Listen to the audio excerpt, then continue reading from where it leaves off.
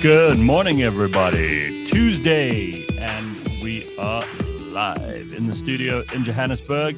It's nice and light early again, Yes. which is great. We start the show in the morning, and look at there. There's light outside. You can see through this window on this side, but you can't see through this window on this side. But it's even better. The view's even better on that Exactly.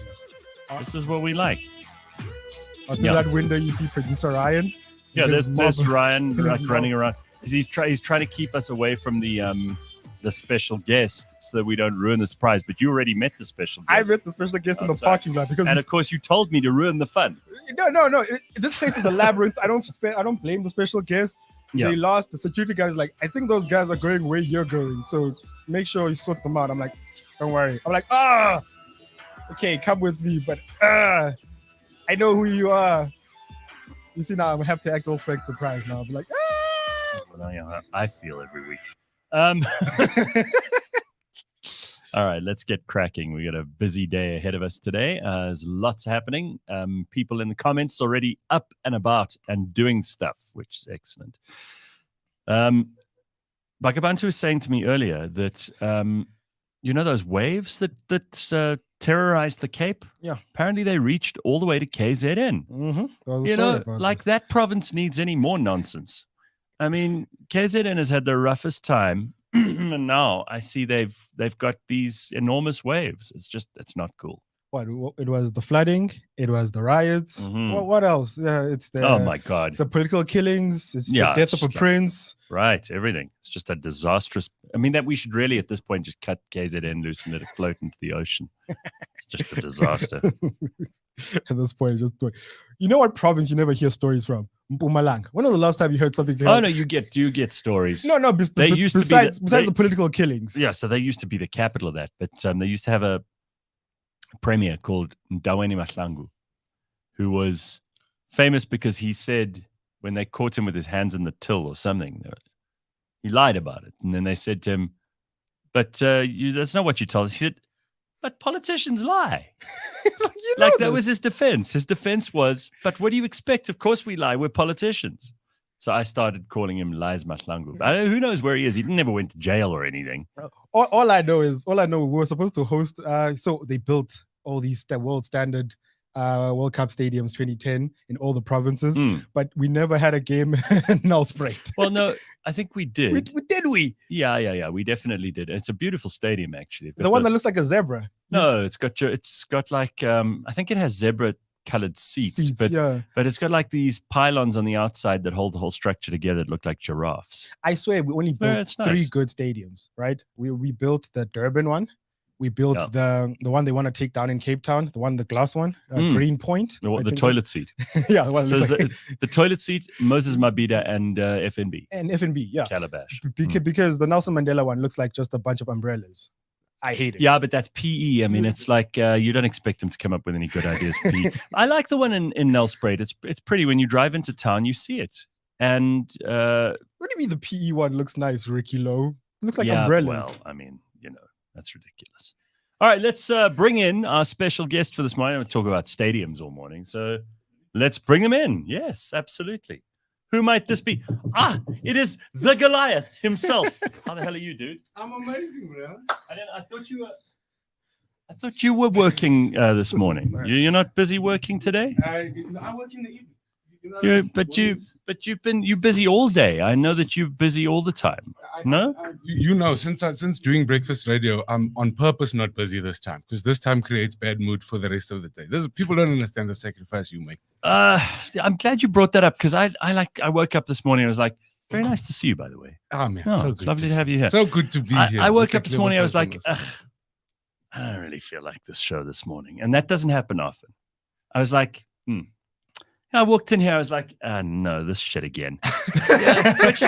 which happens. And I mean, I'm This very... shit that I curated, designed around my life. I know, but you sometimes think, I've been doing it a while. Maybe people are getting sick of it. I always like to jump before I'm pushed, right? And this is something you've Okay. thought about I like a lot to in your punch career. before I get punched. Yeah. Yeah. So, I mean, I often think, well, let's consider the fact that, I mean, the show's growing, it's doing nicely and everything else, but maybe there are people right now who even listen to the show and they're like, how long is this asshole going to keep doing this stuff? Nah, I don't think so. You I don't have to think? defend the great You really Gareth. don't think so? You know why? We're all too scared of being cancelled. Then we need your voice. No, it's not. No, it's more not than being. ever. No, it's not I'm being, telling you. I'm not scared of that anymore. No, but, you not. But that's what I'm saying. But it's not you. interesting enough to keep me going. No, we all are scared enough for you to be interesting forever. As long as you're not scared, you'll be our leader forever. Because we scared. No, we terrified of it. I don't think that's true. You got other people with confidence. You have another. No ways. I know comedians are way braver than me. Yeah, but they broke. Name one that's got money that's braver than you. Name one. I'll wait. Don't you think though it would have been easier for all of us if I'd also just taken the money and just been a good kid who did exactly what he was told? And like, I think that sometimes. You don't think that? My guy, then you would have, instead of coming in one day a year feeling a bit shit, you'd have felt like that every day. Then nobody would have listened. You think that's the cost? When you sacrifice your soul? So I think you've been doing this long enough to know that the second you're not sincere, your longevity is dead. So I think maybe you would have survived 3 months and then people would have smelled, Gareth is selling out, and they would have stopped listening. The reason people are still listening and need your voice is because you didn't sell out. And that little bit of struggle suits you. It's very nice of you, Jason. Thank you. You're a very nice man. And what a nice thing for you to say to wake up my brain this morning. It's the truth. Everyone else. Am I lying? No, it's nice. Sir. I'm here with facts. You're here with facts. I'm not here to pander. So what's been happening with you? Because I mean it when I say that you are always busy. You're one of the hardest working people I know in show business, and you have a lot on your plate. No, I mean you are. Yeah, but I mean it's one of those times where I think, if you've got something to do, you've got to do it with all your heart. Because I think if you were an entrepreneur or survived in any way, 2008, for me it smells like 2008 out there. Really, like that 2008 blood on the streets, complete. And for me, when you get older, you realize that blood on the streets means somebody's dying, but also somebody's killing. You know what I mean? So there's opportunity. So as I got older, I realized now that make sure you're the killer, not the killer. On what side of the blood do you want to be? Yeah, you know what I mean? On what side point. of the blood do you want to be? So I've kind of realized that the tougher times get, there'll be bigger opportunities for those that are willing to look and willing to dollar and willing to, sometimes I just squeeze my left thumb to get rid of the anxiety to just carry on. But I just feel like we've got to be busier than ever to be relevant at the moment. It's crazy. All right, so I mean, someone here comments on how good you were on The Masked Singer. Oh yeah. Now, I didn't see that. What did you sing? I sang a couple of things, but my two favorites were I sang some Bill Withers, who's Bill Withers was you have that road trip Bill song, Withers, that's class, road man. Trip album with your dad. That's some good old shit. I did some Lovely Day, and I held the note like a boss. But also I did a wonderful lovely day. Don't ruin the song now. To AKA. No. Oh, you did a tribute to AKA? Yeah, and it just felt he was the killed, not the killer. 100%. Poor motherfucker. I mean, Which song did you sing? We're no closer to finding out who killed him, right? The Champions. No, and we won't. You think we're gonna find out? I think we know. I think we all just must settle for the fact that in South Africa sometimes you don't get closure. You just know and carry on. Like with Senzo Miua as well. Yeah, Senzo right? Miua is still going on. You just carry on. We've got these police bosses like Becky Kele, and they walk around telling us what we must do. They can't help us solve even one famous murder. I mean, everybody knows who killed Sharon Tate in Hollywood. Fuck me. That was how many years ago? Everyone knows. Not a mystery. We can't solve one. The captain of our football team at the time. Can you imagine if David Beckham was shot and killed in the prime of his time in England's squad? There's no way that would just be like, we'll let this trial drag on for 700 years. The dad died out of heartbreak. I mean, what a sad state of affairs. You know what?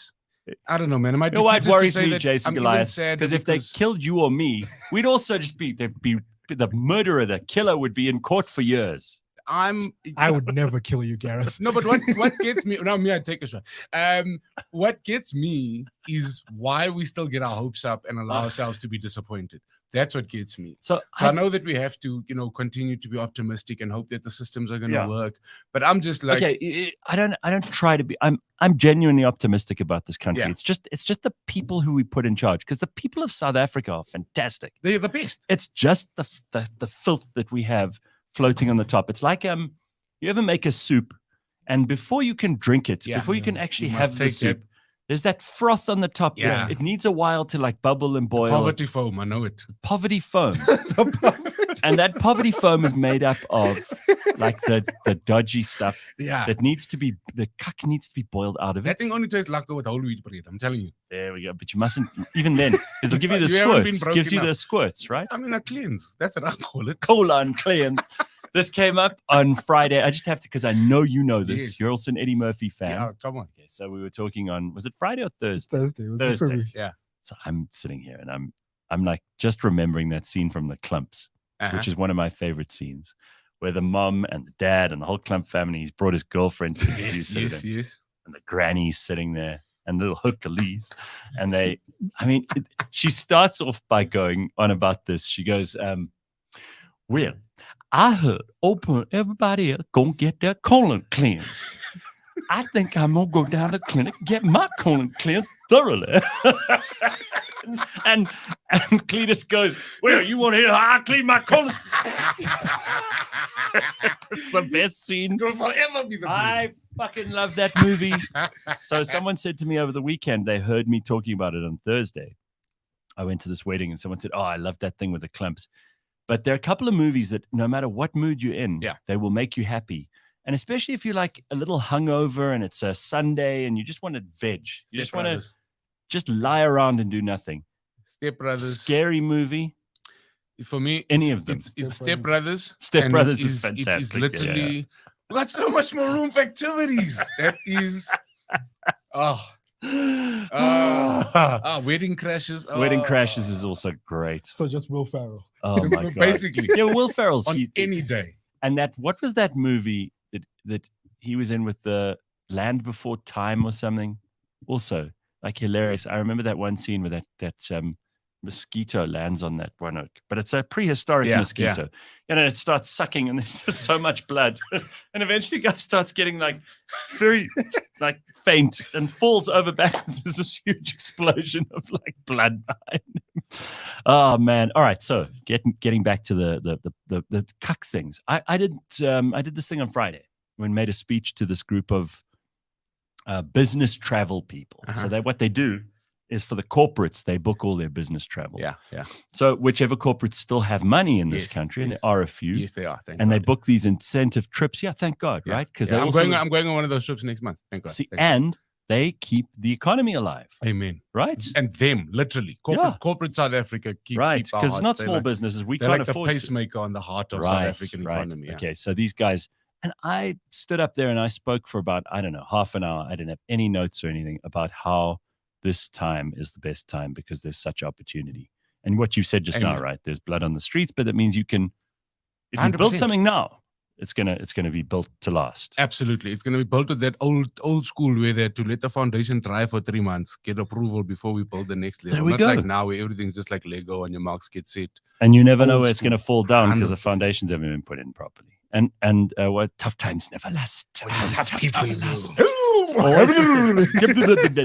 I love that. That guy's also awesome. So Alan says for him, the movie that he likes when he's in that mood is White Chicks. Love it. Yeah. And then a lot of people agreeing about Scary Movie. Simon says, you is a damn liar, Mr. Goliath. You can't hold Lovely Dane's note. Those Bill Withers notes be too damn long. I love somebody that challenges me. I love it. Catch me outside. How about that? Hold on. Me and Peter Stuyvesant can finish that note, my friend. This guy has to go and Peter just, Stuyvesant. are there repeats of The Masked Singer? There must be. It must be online. It's on Netflix. Oh, well, there we go. It's on Netflix. So So catch it on Netflix. So shut your goddamn mouth, Simon. You go and watch it and then come back to us when you've been humbled. Please. Right. Please record yourself tolerate it. watching me. Yeah, and tolerate humbling you yourself. abusing Jason Goliath here on the show while he's my guest. Calling me out. It's not even 6:30. How dare you? How dare Yeah. you? You didn't even brush your teeth and you're calling people out. You are the problem with South Africa. So I don't know if you saw this cucky. This guy over here, this Bakh'abantu, is convinced that. I believe he's clever, this Bakh'abantu. Who told you that? No, the producer was telling me this guy, he discovers molecules and relates them to like books. And Gareth last week was bashing me about how no one trusts me. Like, No, I am the source. You are the source, but I saw you getting dropped off by a Bolt, not an Uber, number one. Then I'm like, your cleverness is going to waste, my friend, because you ran from you. I was You like, know what? He is very disappointing because he's done sport once or twice and he was so shit at it. Now, how can you be a South African and be shit at sport? Even I can pretend if Gareth is roasting you about being shit at sport, no, really, you are shit at sport. because really, I mean, like I don't know the first thing. Right? It was so bad. So I got fired live on air. Yeah. Yeah. No, but you could have other things. But the reason I bring him up is because he is convinced the end is nigh. You know, he's one of these people. I don't know if he's one of those religious minorities. What are they called? The ones who it's the Jehovah's Witnesses who believe everything's going to end soon. I think there's a few of them. One of them. Yeah, there probably are a few. Anyway, he's part of that because he comes in here every week with some, like you see, like this morning he says to me, and he's being serious. He goes, yeah, you know, all these whales that are washing up and being eaten on the beach. Now, I haven't seen. I've not seen a single whale. I won't lie. Not one. He's convinced this is happening. What TikTok are you on? So I don't know where you get your information. So supposedly he's clever. He never gives a source. He's got this theory. He reckons that because the people, these poor people who go and they carve up the whale that washes up onto the shore and then they eat that, must be disgusting meat. That's like the foam as well. Yeah. Also, I don't know. It could be delicious. You never know. I don't know. But he says, no, that's also why we're being punished. So I said there's an old wives' tale about every time there's been a flood or anything scary that happened in a coastside city, something has washed up and people have eaten it. There's even a story. I told you this. There's like a Xhosa legend where these fish. Jason's never been so convinced of bullshit in his life. You bring old wives into this, and then I'm like, no, my friend, no. Even Xhosa old wives know better than me. No. But every time something is washed up on the sea, something's bad has happened. I'm just saying, causation does not equal correlation, or correlation does not equal causation. All I'm saying is, vocabulary does not equal intelligence. Let's start there. Yeah, that's a good point. Just because you're using words I can't understand does not mean you are smarter than me. First of all, I've never seen anyone. I've only seen people try to push them back into the ocean. I've never seen anybody eat anything that's been washed up. You've never. I've never heard of that as a thing. If we're on YouTube, we could pull these clips up, but like YouTube will demonetize. I think people that don't have airtime get like another feed on their IG. Their algorithm is serving them just really mindless shit to keep them in the hole. Because people, let's face it, there are a lot of people in this country who don't have work and they don't have much to get up for. And that's it's a disgrace. Yes, right. It is a horrible, horrible situation. I have nothing but sympathy for those people. But because they're there, I think there are corporate interests that thrive on keeping them distracted, keeping them like globally. Of course. It's happening all over the world. So it serves up stuff like astrology. I mean, I'm not saying you're the astrology kind of person, but the whale thing is just proof that even the clever people can be distracted. Keep their minds empty. Gareth, when were you born? Full. I'll tell you all your entire life story. Say that again. The mind. Keep their minds empty and their bellies full. That's bread and circuses. That's what the Romans used to do. You know that you could always get free bread in ancient Rome, no matter how poor you were. Yeah. The emperor would always make sure there was free bread, so your belly was full, even if it was just shitty stale bread. Yep. But you had something. But it also takes the motivation to work for your own bread away.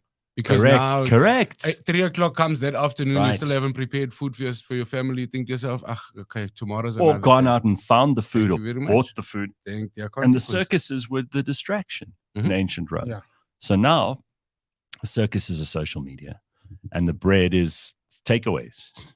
Oily, shitty takeaways that you can buy. Oily, shitty, delicious takeaways. Yes, but I mean, who? No, I'm with you. But I'm guilty of it a lot too. Yeah. You don't want to cook, so you order. Yeah. Especially like I live on my own. I'm not cooking for anyone else. Come on. What's the point? So bread and circuses. Mm-hmm. Someone just mentioned we just brought up the Roman Empire again. I know. Did you see this stock on these comments? I'm here we've got to. First of all, can I ask you if you think that this Russell Brand thing has got any water at all? Like 20 years after the fact, there are now these people coming forward saying Russell Brand was molesting or raping or whatever, there are only two possibilities. The first possibility, and I don't like to talk about the serious side of this, but he is a comic and he's a guy who's very outspoken, and I think he entertains lots of people. He's got millions of followers all over the world. A lot of what he says is very, very sensible, even though he's got a way of saying it sometimes that people aren't sure whether he's kidding or not. For sure. So Russell Brand, there's only two options. Number one, that he is not guilty of any of this stuff and that's being made up because he's been talking about big pharma and he's been going against this narrative, just like, so many people in the past. I mean, even Donald Trump, when he wasn't running for president, he was sleeping around with every woman in town and everyone knew it in New York and they didn't care. Now that he's running for president, it's a problem for the second time. You think about like Chief Justice or rather not Chief Justice, two justices of the Supreme Court. So first of all, Clarence Thomas, the first black justice of the Supreme Court. This woman came up, Anita Hill, I think was her name, after he was being considered for the Supreme Court. Suddenly she arrived out of nowhere. It was complete nonsense. The whole case was made up. But he was charged with these. It's always a sexual crime. Then Brett Kavanaugh, when he was standing, again, he's from the right, so he was a problem. Guess what they come up with? Some serial rapist. What was the guy called from Barstool Sports? I see him. Him too? Yeah, he just came back. Remember during COVID, he said some things about, hey, listen, you're shutting down small businesses. Suddenly he was a problem. Some girl comes up with like, oh, he, sexually abused her. This happened. This seems to be like a way that the certain people deal with politically inconvenient people. So either it's all made up and it's not true. Yeah. Or the media knew about it and they didn't say anything about it because he was on the right side politically. Yeah. Either way, the media is as much, if not more to blame than him, if any of this is happening. There are only two options. There is a Venn diagram where this stuff meets, where if it is your political interest, it's okay for me to sit next to Gareth and Goliath, and be like, Gareth and Goliath. Sorry, I don't know. No, Karen. I saw that you've looked for the back end there. So now, Dave Portnoy is the guy from. So it is very politically convenient for me to sit here. But with the minute you say something I don't like, it's very easy for me to bring up the Smolanyana skeletons that I have on you, whether they are true or not. And also, like another thing about weaponizing these sexual crimes is that there is no proof. And this is the point. The topic is very sensitive. All of the cases I just brought up, never have any of those people been found guilty of any wrongdoing. Exactly. But the allegation itself does all the damage. Right? The accusation is enough. So then I think all of these things hurt actual victims. Yeah. Number one. Okay. Then I'm just like, in a lot of these cases where there's smoke, there's fire, whether there's a prosecution or not. And if you did something that you got away with years ago, and now because you're a person of importance, or you're standing on the wrong toes, somebody's got to go and dig in your files and they find dirt, you still did the dirt. Yeah. So basically, I'm saying this, that we've got to separate. So we agree, yes, there are those that are made up and using it as a weapon. But I'm saying that at some point you've still got to be clear on where you stand on the issue. And then on the issue, I go, fair enough. You have to believe victims. Yeah. Well, why? No. Everybody, I don't believe you must believe the victim. You must believe whoever can bring the evidence. I don't give a shit if you're the victim or the aggressor. But sometimes there is no evidence. No, then there's no case. Sorry. Legally, there's no case, but it actually. And there's also a statute of limitations. Yeah. You cannot. In South Africa, you cannot come in. There is no statute of limitations. Well, you cannot come in 20 years later and say to me, this thing I've changed my mind. In South Africa, there is no statute of limitations. No, but it's also easy to say. What I've learned is that sentence on its own is so easy to say as a man, because you weren't trying to report in a country where reporting is nearly impossible, trying to get medical assistance after the fact where it's nearly impossible. So for me, you said this at the beginning, and I don't disagree with you. The problem with trivializing rape, which is what happens when people make it up because they had a bad experience, no, absolutely, things didn't go their way, or the guy was stringing you along or whatever, or because there's a political end game to it. However you trivialize it, it has the effect 100% of making serious things trivial and making trivial things serious. Yeah. And that's what we've done. So either we have to take you've got to take the position that every allegation is serious and that evidence must be brought. You don't believe all victims, you don't believe all aggressors. Evidence must be brought. If someone is found guilty of something, you treat them with the harshest possible way that the criminal justice can treat them. But there's no like double standard. And if you're a woman and you allege that something happened and it turns out the evidence proves that nothing happened, you also go to prison for the allegation. But I think that this thing is broken further by the fact that the system doesn't work. Yes. So I'm saying it creates too much gray area around what you're talking about in terms of presenting the evidence. If we believed 100% that when put in an environment where two parties were accusing each other of a thing, we're able to present evidence fairly and we would receive a conclusion. But I feel like that whole system. You think the criminal justice system is broken? It is. Completely. Okay. It is. And I don't think you're wrong. Down to the but reporting. what's the alternative? To kangaroo court people? No, right. It's been since the beginning of time, this problem. Right. This is not like a that being the case, I mean, if basically you or Bakh'abantu or I or anyone else suddenly says something which is not politically acceptable to the establishment, then if you've had sex with anyone at all, you're going to be picked on at some point. They're going to use that against you. So in other words, the only way to be able to stay clear is to be a virgin your whole fucking life, which is ridiculous. The only way to stay clear is to make the system work. Yes. Well, so start there and then you work work on the other stuff. First, make the system work. No, but I mean, if you've got a system that works, and when I say a system that works, I'm not just talking about the reporting. I'm talking about the entire system. Listen to Pablo here. So this is the kind of thing that drives me up the wall. Pablo says Russell is guilty. I'm afraid, because Pablo clearly knows exactly what happened in all of those sexual encounters because he was sitting. His name is Pablo. Pablo's come with facts. He's sitting there with like a camcorder in the 2000s. In every Congress that Russell Brand had. And he says he was a drug addict, promiscuous, and lost, by his own admission, all of those things. He could not just sweep it under the carpet with his books. The timing is suspicious. Okay, so listen, you know why they put a statute of limitations on things normally? Yeah. Because the evidence becomes impossible to find. Yeah. Mm.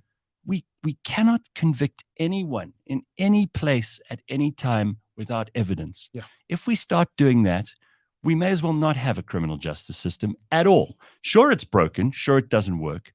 But there has to be a criminal justice system because the 100%. alternative is too terrible to imagine. Yeah. So otherwise, whoever's powerful will just abuse whoever is not. And then victims are in a much worse position. True story. Right? Yeah, true story. So I hear this. It really annoys me that suddenly Russell Brand is Mr. Bad Guy. And I'm not saying he's innocent. Either he did this stuff and the media ignored it because it was convenient for them to not make a fuss. They keep saying it was an open secret, like Bill Clinton with all the interns was an open secret. Well, then why, if it was an open secret and you're in the media and you pretend to care so much about women, did you shut up for so long? Thank you. Those people are as guilty by association. Yeah. Is my point. Truth. Yeah. Truth. So when these things happen, and remember, it's always sketchy. When a man and a woman get together after a few drinks, it's always a little bit sketchy. It all depends on how both of you feel afterwards, whether or not it was a good. And trust me, as someone who's experienced good and the bad, sometimes you wake up the next morning, you're like, I should not have done that. That was beneath my standard, or whatever. So then, for me, it's the guilt the next day is bundled up with the gender-based violence, and I don't think that should be. I think it's the consent the night before. Like a written? Because I know someone who actually brings out the contract. Yeah, he brings out a written contract with every girl he takes home, every one. Well, and he makes her sign it. He's got a stack of them at home. Listen, I'm not sure if he's part of the problem or the solution, that guy. I think exactly, but now but this is what the law has put. And again, I'm by no means claiming, shame poor men, because we know how men behave in this country. Men are shit. Men are the problem. All of us. All of us. Hang on. I'm not. I'm sorry. I'm sorry. I don't rape anybody. I'm a part of the problem. I don't want to. Don't you tar me with that brush. I'm not part of the problem. I still feel that if I scratch the surface, I'll find a male privilege that you enjoy that points to the male. That doesn't mean I'm going around raping people. I mean, be very careful what you say. No, when I say we're all part of the problem, I will be very clear with what I say. I'm saying that I believe at some point you've been, whether it's at high school, in a pub, a club after school, but you've been in a situation where maybe it even wasn't your boys, but you heard a group of boys talking shit, you heard somebody complaining, and you just didn't stand in the right direction. You didn't raise your voice. You didn't raise your voice when you should have. You didn't call somebody out. So for me, the problem is a huge one, and the reason I say all men is I gotta go, even in my little way, even if it was just once. You're just parroting that shit they're putting out in the media. You really are. You're just talking. Now you're talking cuck. Now you're just talking cuck. I think that's an easy way out. I love you, but you're talking nonsense because it's not. I'm not guilty by association because some men. It's like I'm not guilty of what all white people do. I'm not guilty of what people in my age bracket do. If you kept quiet once, you're in the bag. I'm responsible for me. That's all I can ever be. And the criminal justice doesn't find us guilty by group.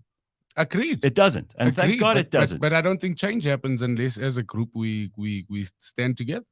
I just find the whole thing with this Russell Brand story, it's the repetition of the same old tired thing. We've seen it happen with other people. But like you said, had enough of this. But like you said, if we trivialize serious stuff and we take serious, like trivial stuff serious, we end up with a problem. So we're in these murky waters 100%. where we can't figure out what happened. So let the Russell Brand thing, let the law take its course. It's not perfect. We should be fixing that. But again, let's hope it does instead of people saying things like, always believe the victim. This is that Me Too shit that's all it's done has made everybody more unhappy, women and men. But there's also a balance where you need to understand that there is a court of public opinion and that can never be taken back. So Russell Brand's brand is dead for all intents and purposes, even if he came out with... It's a very bad choice of surname. In that it is what it is. Yeah, for all intents and purposes, even if he came out with receipts, his brand is dead. Well, I mean, like Bill Cosby. Yeah. Someone mentions Bill Cosby in the comments, right? So, again, we all thought he was terrific. Yeah, Bill Cosby. We all I mean, like as a kid. As a kid. No, but I had LPs of his comedy. You know what I mean? Comedy records, and then that for me brought up the topic of what do you do with the art of bad men? Well, it's like Michael Jackson too. Must I now stop listening to Jackson, R. Kelly? Must I listen to R. Kelly? I'm not allowed to listen to R. Kelly and Michael Jackson. Yeah, but those boys lied. You've seen them. Yeah, but those boys lied. It was proven though. Those boys lied. No, why did he settle with them? These huge settlements. And don't tell me that's normal for some grown-up man to be riding on toy trains with a whole bunch of kids at Neverland. All I'm saying is Michael Jackson was medically castrated. Those boys say nothing happened. It was just weird. And one of them even claimed a story that didn't exist, like the building didn't exist. Like I watched that opera documentary. Mary says, can we please pass this Russell Brand? It's getting really boring. And because Mary is a program director of the show, we have to move on. Let's move on, Mary. It's Mary on a lock. All right. Okay. There's nothing Mary about what we were talking about. No. But listen, again, these are the conversations I would rather have than we just pretend this stuff doesn't exist. We go, let's talk about the things he wants to talk about, whales being eaten on the beach and astrology. No, there's someone in the comments here who brought it up. There's someone in the comments who brought it up, who's seen it. I don't know, go back up, Gareth. There's someone who has seen this happen. No, what's done is done. It's in the past. Statute of limitations. Change your life. Statute of limitations. Oh, guys, this Funny, is a serious problem. My favorite use of statute of limitations was Larry David. When people say Happy New Year in February, he says, no. The statute of limitation that saying Happy New Year was just the Jewish New Year. He says, no, you've got 2 weeks. Yeah. After 2 weeks, you can't say Happy New Year anymore. It's wrong. I'm fascinated that people allow stuff like that to annoy them. I'm like, let somebody say Happy New Year even in May. But Larry David gets annoyed by everything. Yeah. Larry David, he's hilarious. Larry David looks at the situation and chooses the hardest way to deal with it. Yeah. Always. I am always every day. I'm just like, if you're gonna choose the cloud instead of the silver lining every day, you finish because do you like our clouds? Love it. Love the new studios. Love the cloud. Because you have been here before. This is my first time at this studio. Really? The last time we were online. And I can't believe how big this complex is. Like I just kept driving and driving, and I just kept getting deeper. And I was like, "What part of Sandton is this?" This is like, no, this is that. What is that? Eyes wide shut, cuck. It's like a little oasis in the middle of I didn't know it existed. A concrete Nobody jungle. does. The driveway is also like, oh, there's a driveway here. Yeah. When I pulled in on it, I was like, well done, nicely You know done. how they used to make that ad that said what the most expensive square mile, and it's not Santa City. It's No. Well, this is half that mile. Half that mile is in this yard of this place. Yes. Half. Have you seen our pool? I saw pools, palm trees, Dude, villa vibe. it's There's a- proper. There Like, was a section here where I felt like I was walking into somebody's house. well, You know, like that scene from Bad Boys. Kelpa Brown. we're gonna have a few parties here in summer, and you must come. In is in. G-string. No, for sure. Let's go. It's gonna be awesome. All right, so listen. Somebody says here, is this the Goliath you get when you order from Wish? Yes, that's rude. Who said that? Dusty What's knows. their name? Dusty knows. Is this the Goliath you get when you order but from this Wish? is the man. By the way, This you is did. the Goliath. No, Yeah. I'm the Beyonce of the group. That's Yeah, exactly. Exactly. Goliath No, and but you got Goliath. Kelly Rowland guy doesn't fans. know what he's talking about. Kelly Rowland But fans, the diehards. Jason, you did that. What was that? Celebrity game night or whatever it was Yes, sir. for a long time Yeah. too. I saw one of those a while ago. Was that a Yeah. fun thing to do, or was it irritating to do that show? Bro, that thing was amazing. Really? You That enjoyed thing- it? Because that you thing- looked like you were having fun. I'm a person that loves game nights, and if you love game nights, that is it. So the job is now you team captain of this Yeah, team. but your team's always sucked. They have, but it doesn't matter. The alcohol is there, and imagine your game night. Oh, you right? let people Win drink? or lose? Yes. Oh, wow. So okay. you got a live drinking fun. set. Now it's 11 o'clock in the morning. Jason is ordering a rum and coke. He's with celebrities who, after the first game, forget who they are on Yeah. stage, on screen, and now it just becomes about the points. And I just allowed, and I think all of us, Neil and Ayanda, we just allowed ourselves to kind of dive into it and make the game night feel as So- competitive as possible. It was fantastic. I have a feeling that Anela is very pissed off with me because she's invited me on all of her shows, and I've said I didn't want to go on Masked Singer, I didn't want to go on Celebrity Game Night, and I'm not fun with those things. I'm not gonna have a good. I'm gonna hate it. Yeah. I hate the dressing up. I'm not one of those fun people. I'm not a team player, as they call it, right? So I think she's pissed off with me. I don't think she keeps inviting you. She's not pissed off. When she stops inviting you, and then I think this was the last invite. Nah, but it's not like I'm hurt. I don't want anyone. I will tell you what. being cross with There are me. very few people that speak as highly of you outside of your presence than Anele. That's nice of her. In very terms of pleased to hear that game That's- recognizes game, old that's nice of school radio dogs. You know what I mean? She always tips her hat. I will No, give you that's that. good of her. Listen, I have nothing will but give nice you things to say about her. I just don't want to be on the show. No, it's fine. I didn't miss you, bro. I'm not even gonna lie. Imagine now I must wrangle a whole Gareth Cliff. No, I mean, it'd be I would be no fun. See, they've done this with me before, and we've got to get to Africanalysis. Analysis. But when they take me to, they did this when I was still on radio at both the radio stations I was at, to team building. And that's you don't want me at a team building. What I do is I actively destroy the team. Yes. Because I'm one of those people who's not good at doing that, whatever the activity is. Cohesion. It's the drumming, or it's Ah. the walking across the fire, or it's the mosaic Yeah, yeah. making, or the brainstorming, or whatever the hell it is. That you put me in a room like that, I actively look for ways to dismantle the team. I don't know where it comes from. I'm not into that at all. And it's better to just leave me out. Have you always enjoyed bullying people with your intelligence? No, it's not that, because it's not intelligent that I'm doing this. It's stupid. I behave like an idiot. I get mean. But And- you see the games the way they don't see them, and then instead of looking for the ways to glue things together, you look for the little gaps to pull things apart. I think there's this funny thing that I have, which wouldn't have happened at any other point in history. I'm lucky I'm alive now, is where I seek not to belong. The moment I feel like I'm part of a team, I just want to get out. Right? I found a way around that because How? I got a lot of team buildings as the host. Teach me. As the host. Be the host. Be the host. That's how I Then get you can around just all of those. facilitate. You Yeah, don't have to. 100%. So I'm the same guy. I love being in a room with 10,000 people, but I hate sitting among them. Yeah. So it's like I like being on the stage and you out there. That's a good point. Beautiful. But when I'm during I couldn't even do. We used to call it the Batman, the electric slide. Yes. I refuse. When that thing starts, I'm off. I'm at a wedding.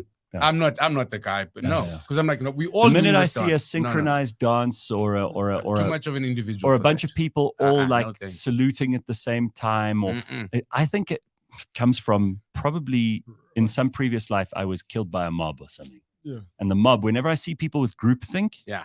I like immediately kick out. There's still time in this lifetime for a mob to get you. I'm just saying. No, you live your that's life, why we're here. the way Why we're you in live this, your life is like you why do you love think the we're in mob. this very expensive part of Sandton, All right, so we got a lot of comments here, all kinds of interesting stuff, but it's time for us to get to someone who is well worth listening to. We get to see him at least every 2 weeks, and he has valuable information for us on what's going on in the African continent. He's none other than JJ Cornish, and here he is. Hello, JJ. How are you, sir? Bonjour to you. I'm immensely well, thank you. It is very good to see you. We have much to catch up on, and I know Jason Goliath is as interested as Bakh'abantu and I about all the things that you're going to tell us. So let's take a look at what's going on in Zimbabwe. I believe Emerson Mnangagwa had a huge party for his 81st birthday, and his wife's name is Auxilia. Did you know that? I did not. I'm sure he plugged in the auxiliary. His wife's name is Auxilia. Is that right, JJ? Well, she's a doctor now. I think that is right. Yeah. The Zimbabwe names are something else. We think sort of rain and hope and stuff like that. But they have much more complicated names. Obviously, they consult the Encyclopedia Britannica and choose the longest one in many cases. So they had a party for Emerson in State House in Harare, and he was surrounded by family, government officials, dignitaries. He received gifts of paintings, an antique St. Petersburg imperial porcelain plate, and from his sons an all-expenses-paid fishing trip where they will join him. Now, that's a nice family present, isn't it?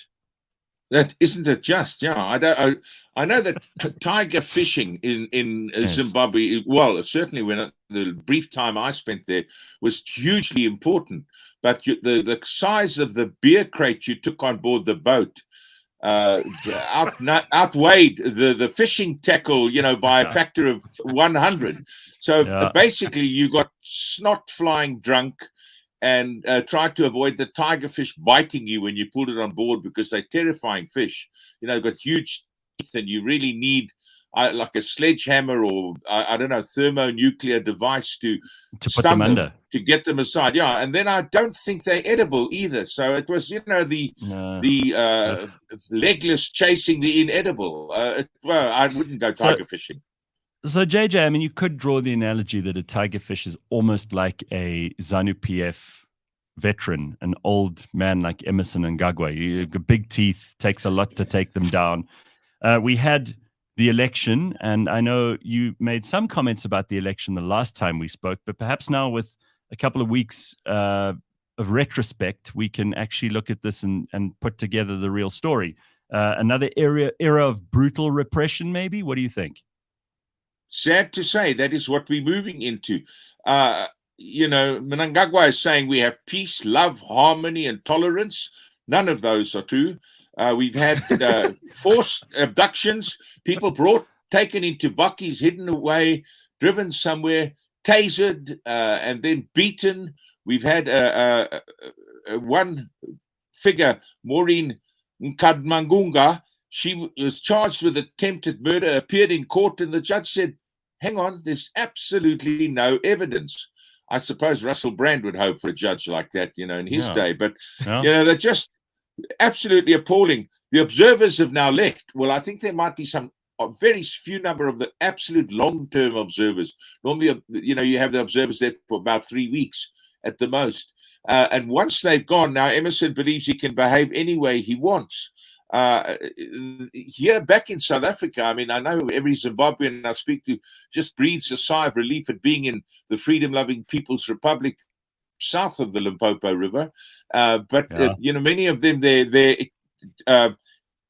Zimbabwe extension permits are now going to expire, and they fear that they might be deported because those extension permits were renewed again and again and again. Were extended 3 times last year, I think. But the Home Affairs are saying, well, don't think for a moment that they're going to be deported. Don't believe those rumors.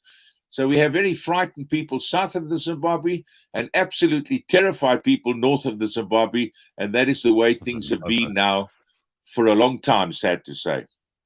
JJ, it's always good to check in on our northern neighbor, and I'm afraid there haven't been that many stories that we can, proudly hold up as examples of democracy. But Zimbabwe just seems to carry on regardless. It's an amazing thing. There are such resilient people there who come thick or thin, they just carry on. Doesn't matter what the government do, what they say. They've survived Mugabe. They're now surviving Mnangagwa. It's a pretty wild place. It is a wild place, and they are quite remarkable people. I spent 1 year there. It was under Ian Smith, and I was absolutely amazed at the people I met there. But since going back, I went back at that time after Lancaster House. I covered that very important conference and those negotiations. And then there was this boom, and the buildings went up, and everything looked fantastically rosy. And then suddenly Mugabe was challenged, and then he brought in the removal of the white farmers and destroyed what was the bread basket of Southern Africa, Southern and Central Africa, and turned it into the basket case of the continent. Now, that was very sad to see. And I've been through in those stages to see, but the people, they just go out onto the streets and sell what they can to stay alive. And they do. They are the great survivors. It's a pity that people of such enterprise. I mean, their education system until quite recently was way superior to ours. So that, you knew that if you ever went to a restaurant and you chatted with the waiter who understood your puns and your bad jokes and came back with even better ones, and who could talk politics with some kind of knowledge, you knew that you had a Zimbabwe waiter. That, and he was probably an engineer back home. Or brain surgeon. Absolutely. Many of them, serving double espressos. Yeah, I mean, it's really very depressing for so many people from Zim who have these incredible educations. They have a contribution to make, and here in South Africa, they'll take whatever employment they can get.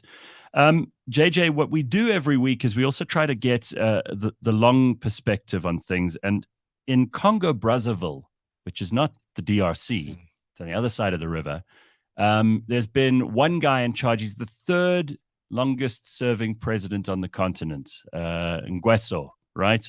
Denis Sassou Nguesso, yes. Yeah, so what's been happening there? Because I heard that there were rumors of a coup attempt, just like we have had in almost every episode of Africanalysis for the last 5 years. In some part of Africa, there's some coup attempt. Is this one for real? Well, we've had, 8 in the past 3 years. So the thing about it is, and this is the time for coups. You go off to the United Nations General Assembly for a period of time and come back and find yourself in a jail cell. But the thing about Denis Sassou Nguesso, he took power in a coup back in 1979. But then he lost. It's like those relationships that start with cheating, usually end with cheating, right? Exactly that. Exactly that. But now, and it's a remarkable country across, over the river from the giant of Central Africa, whatever you feel about the DRC. He lost power in a 92 election and then returned in 97. So essentially, with that 5-year gap from 1979 until today, he's been there 39 years. And, I think it was the famous Barack Obama who said, if you can't get what you want to do as president in 2 terms, you should get out of the way, because you're not going to get it done, if you spend your time as life president. And the Bongo, père et fils, the son and father, are there to prove that to you. And they're the latest coup victims. Yeah. Listen. It's you've been to Brazzaville? Yes, I have. Yeah.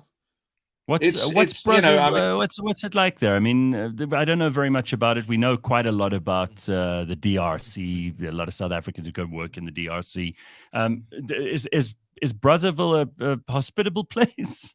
Well, I mean, it certainly is as hospitable. I mean, the Congolese were colonized by the Belgians in the south, by the King Leopold, who was probably the cruelest colonizer in history.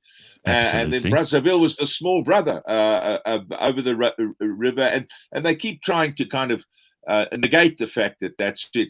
The one interesting point Denis Sassou Nguesso did was bring in a bunch of South African, but white South African farmers when things were getting tough for them here, and gave them farms to farm in Brazzaville people. So their output is still quite interesting, and there's still quite a considerable South African community in Congo, Brazzaville of farmers doing a good job for them there. And they've been there for 20 years or more.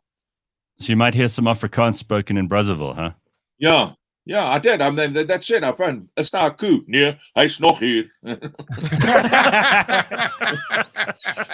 That's how we get our information. JJ really is very connected. Okay, so Sudan. I mean, we've had such an ugly story there over the last 25 or more years in Sudan, and it's always been a very, very fractious place, since the days of Gordon of Khartoum. But Sudan really has had an awful time, especially the situation with the refugees. Obviously, South Sudan split off as well.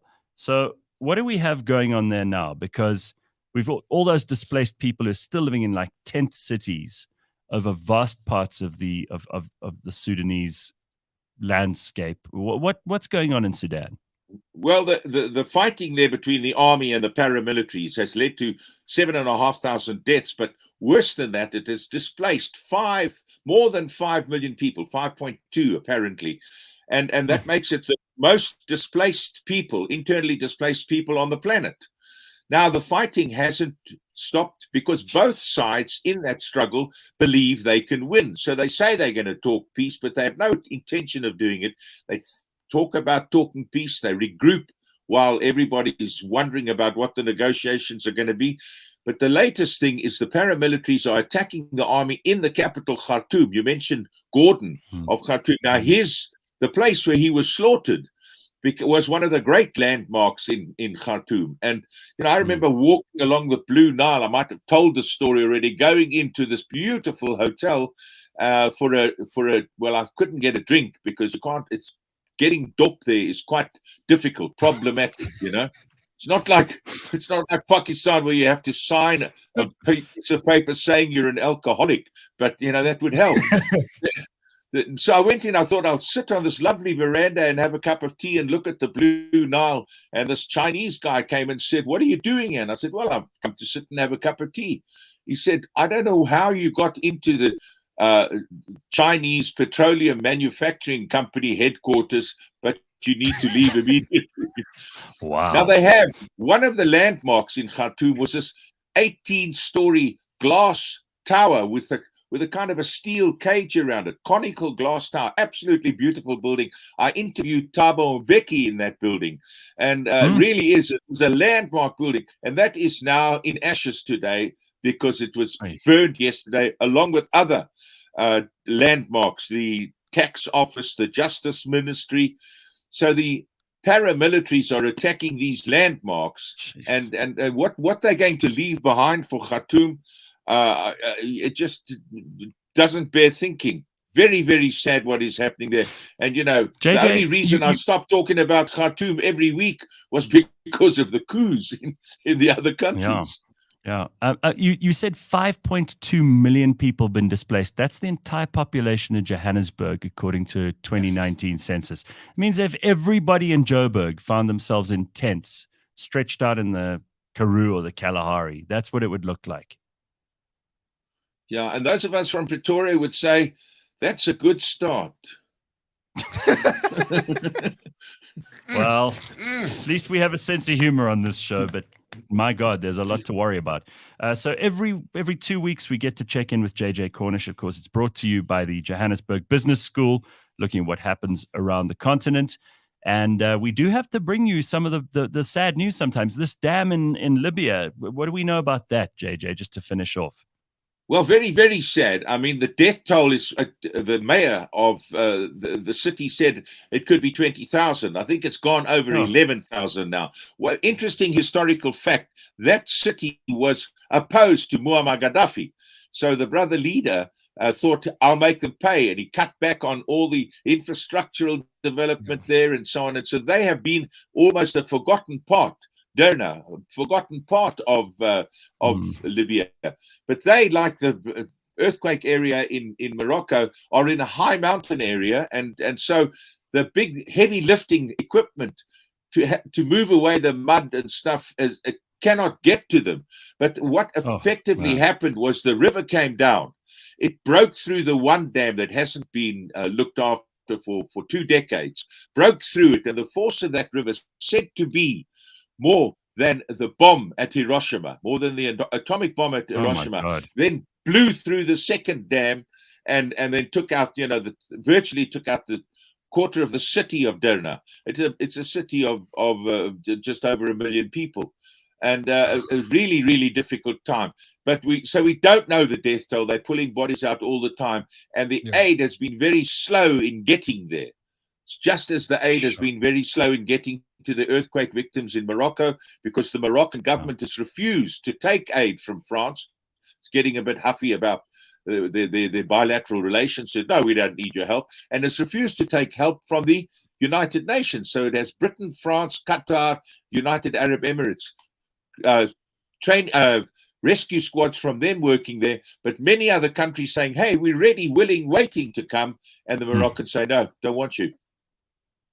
Well, I'll tell you what, this is a horrible state of affairs. But thank you for filling us in. It's always good to check in with you. We always appreciate it because you've got these sources that you can call up and they say, nee, he's nog daar. when you find out about a coup. All right, JJ, thank you so much. Jean-Jacques Cornish, everybody, and Africanalysis, brought to you by the Johannesburg Business School every second week right here on cliffcentral.com.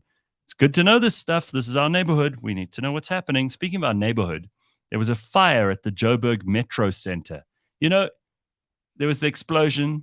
Then there was that other fire just the other week where all these people were killed.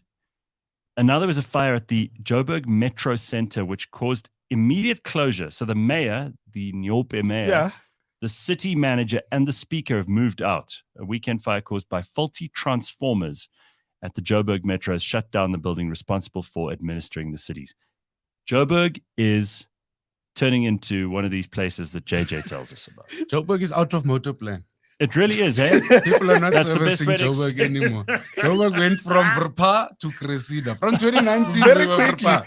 Very quickly. Now, Do you remember when they used to talk about a world-class African city? Oh, land of gold. Yeah. City of gold. Those were the days. Land of my friend. opportunity. I remember Chris Faris making a joke and saying, oh, Cape Town, you're always telling people to come to Cape Town. You got the mountain, you got the sea. Do you not be having Joburg?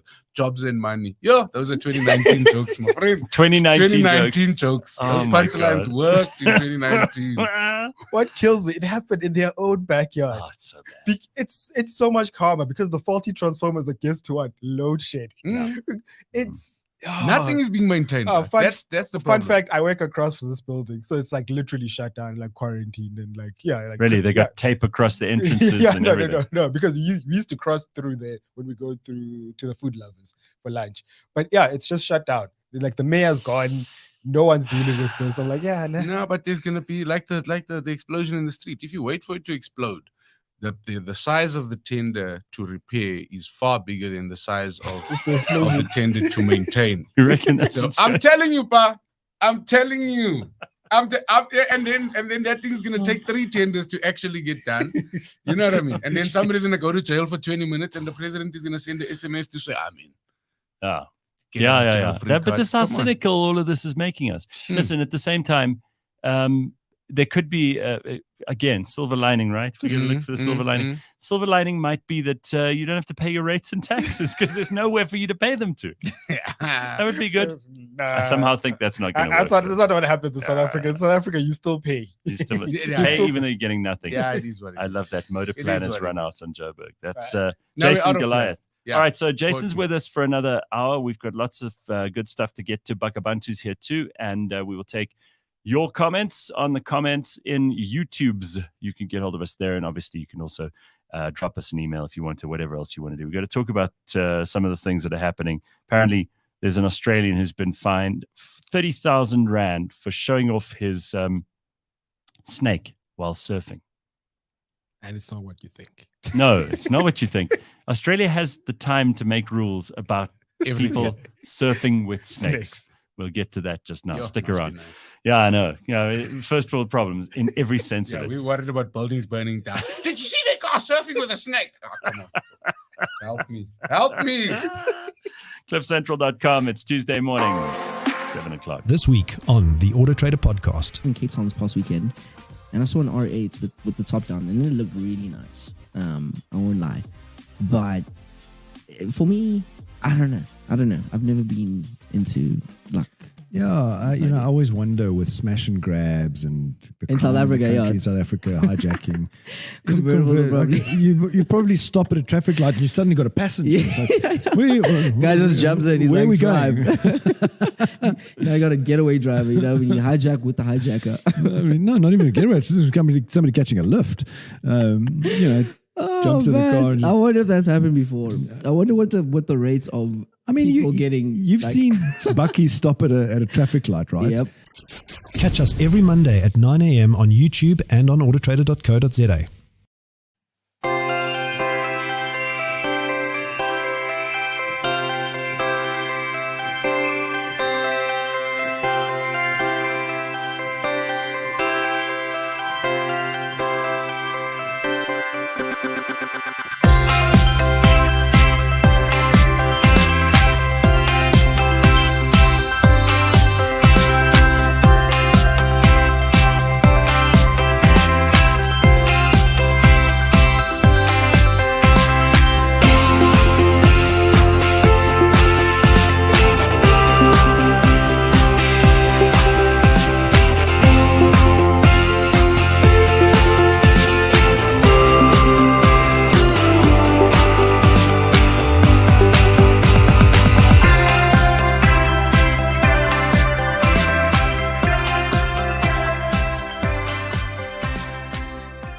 Essentially, a managed service provider is a business that pretty much empowers a company to be able to do what they need to do. So we look after the technology side of things. So pretty much looking after everything for the business. So to give you an idea, looking after the workstation support, the infrastructure management, then moving into the connectivity side of things, making sure that the connectivity is intact, looking after the security aspect. So it's pretty much encompassing, all of those services and putting them under one umbrella and having one central company to work with that has your best interests at heart and that makes sure that your business is running as efficiently as possible. I'm Jaco Voigt, the CEO of Catalytic, and this is Unbundled. In this series, I help to demystify technology in the world of business. Join me as we explore how technology can make your business better. In this episode, we're chatting about managed service providers, or MSP for short.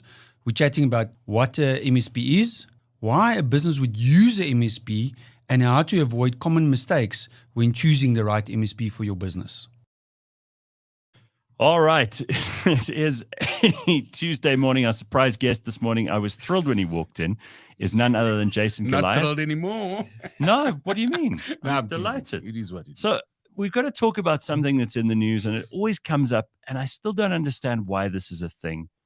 But there are new smoking laws in South Africa, and I remember this being a thing in the 90s with Nkosazana Dlamini-Zuma was then the Minister of Health, and she banned cigarettes in public places, restaurants, all the rest of it. I mean, smokers really are second-class citizens in many ways. We are lepers. I'm a Are you a smoker? I'm Are a you a smoker, smoker? Okay, and we well. are treated like lepers. We are the modern-day lepers of society. Well, I'll tell you something. I'm a non-smoker, but I've always been on your guys' side. Always, because I grew up in a house where both my parents smoked. Yeah. They still do. For a while, my sister smoked. She stopped. But I have never, ever smoked a cigarette. Don't. And I don't like the smell of it or anything. But you have the right to have whatever you want. It's like Absolutely. I support people smoking weed if they want to smoke weed. Absolutely. Whatever you want to do. And I think that there's somebody has a real problem. Somewhere in this system, What's a the real new problem rules? with I don't know smokers. about So this here new we go. rule. The Portfolio Committee on Health has conducted more public hearings on the new Tobacco Products and Electronic Delivery Systems Control Bill. So it has been met with both support and vehement opposition, depending on the clause being focused on. Broadly, the bill aims to introduce the following. 1. Indoor public places and certain outdoor areas will be determined to be 100% smoke-free. I thought that was already a thing. Yeah. So Yeah. when you, like in the middle of winter, if you want to have a ciggy, you have to go outside into the freezing cold. Yep. You have to have your ciggy there like a homeless guy, shaking and shivering, And smoking it down to the last Yes. coal, and then you come back in and you're like, yeah, and then Right. you need another cigarette from the stress of From the trying to stress, smoke yeah. that cigarette. Yeah. and people look at you funny. Yeah, and, yeah. So, Yeah, they all right, I judge. thought that was already a thing, but there we go. Now there's 100% smoke free. Second of all, the sale of cigarettes through vending machines they want to ban. Yeah. Why? because they obviously think 'Cause kids can. they think kids are going up to the vending machines and buying them. I mean, I used to buy my No, but parents cigarettes. I haven't since seen a vending 14. machine In a long time. in a space that doesn't already have a age restriction. So it's generally Yeah, bars, and late night establishments. So there that shouldn't be seems like kids there anyway. it seems like an easy one for them to fine you for, right? 100%. If you have a vending machine in a place where kids can get it. So I don't know what that is. Plain packaging with graphic health warnings and pictorials. This is not going to stop a smoker. Yeah, we don't care. You don't give a shit. They could put We don't care. It ends decapitated. up just becoming like top trumps. So then the three of us are smokers. Now I've got a lung. Then you say, I raise your lung with a rotten testicle. And then you go, you think that is bad. This person coughed out the lung and farted the kidney at the same time. Then it's top trumps. That's the only thing it does. It doesn't slow us down. That thing. It's a game for us. So that's nonsense. Yeah. Ban on display at point of sale. So now, Yeah, that's been coming for a while. okay, so why? Because they think you don't know what brand you want? They think it encourages us to buy. Yeah. And they But again, is that going to change? It's not going to change. You're not going to change your brand because they don't put the colors or the logo there. No, they just don't put the cigarettes out there. Yeah, They'll be but, under the counter. I mean, I hate that Anytime my brain wants branding, to be on- anytime branding mattered was during lockdown when you had to smoke that Zimbabwean stuff. So I think the branding in public places is to not give kids ideas. But kids so- are vaping. No, I know, Yeah, but this is the next you know, part, right? we've got let's talk about vapes. I can at least attack somebody because I'm feeling attacked. Okay, so yeah, but I'm on your side here. Like, you're an adult, you can decide to do whatever you want. You're not going to be put off by the removal of advertising or the No. addition of ugly No. pictures. It's very patronizing, actually, that they treat you like this, like you're some kind of fool who needs to, be persuaded out of a Yeah. habit that you've chosen for yourself. Yeah. It's different with kids, and I get that. For but sure. at the same time, if a kid is going to be peer pressured in smoking, there's no amount of advertising that's going to dissuade them. No amount of anything that's going to put them off. I think that the more underground you make it, the more enticing you make it for them. It's a You sexy know what I mean? thing. 100%. Yeah. So now instead of the kid asking for something that's openly displayed, they're saying, hey, what do you have under your counter? And, you know what I mean? and when they used to allow cigarette advertising, then a large portion of the profits from selling cigarettes would Yes. go into the economy Yeah. to bring concerts 100%. or like sports 100%, events or or pay what. comedians. Yeah, There's a great correct. time for Pay them. comedians. Yeah. Now, what have we done with that money? Now it's going underground. Yeah, but I think they made all their money during the lockdown. I think all of those, there was the cigarettes. Zuma and what The it was, Sun. Gold Leaf Bras. And Yeah, just like, that's it. All right, but let's go to vaping because that's also part of this legislation. They're trying to get people to stop vaping. I mean, and we know that kids are doing this Yeah. in much greater numbers than ever before. It came up last week with Aspasia. I see lots of people vaping. Also, they vape all over the place. Yeah. Because cigarette smoking. Now, that's where cigarette smokers, I think, have a lot of respect. A cigarette Yeah. smoker is generally going to try and even be downwind, even if we are in a Yes. public place. It's about, so for me, do whatever you it's want. like a as long public as you're not farter. A public hurting farter anybody always else. tries to be downwind. But a vapor that blows his vape internally, then I'm like, oh, my man, I don't smoke for the smell of berries. Yeah. You know what I mean? Now, it's not even 9 o'clock. I'm panting and I'm also intermittent fasting. Now I'm smelling berries. And also, you're not a ninja. You can't disappear. You know what I mean? So, Have you seen how they try to do it? They like try to. they blow out your- no, but there's But also no. there's no way to look cool. Once you're over 30, there's no way to look cool doing it. Mm-mm. But my issue is this, and I'll say this. What I like about smoking is smokers know this thing is going to kill us. All right? We are very clear. We make a decision.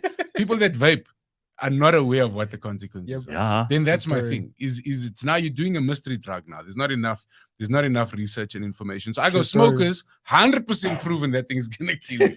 100%. But We then go- also humans have been lighting things on fire and inhaling the smoke for hundreds, if not Yes. thousands, if not millions of years. because every now and then you light something lekker. yeah, every now and You then. know, like It's there are a lot worth of the people risk, have yeah. died to bring us these 100%. advances. I appreciate But that. Bakh'abantu forefathers. We don't know about this shit in these electronic cigarettes. We don't know what's burning where and what chemicals are being Hun- created.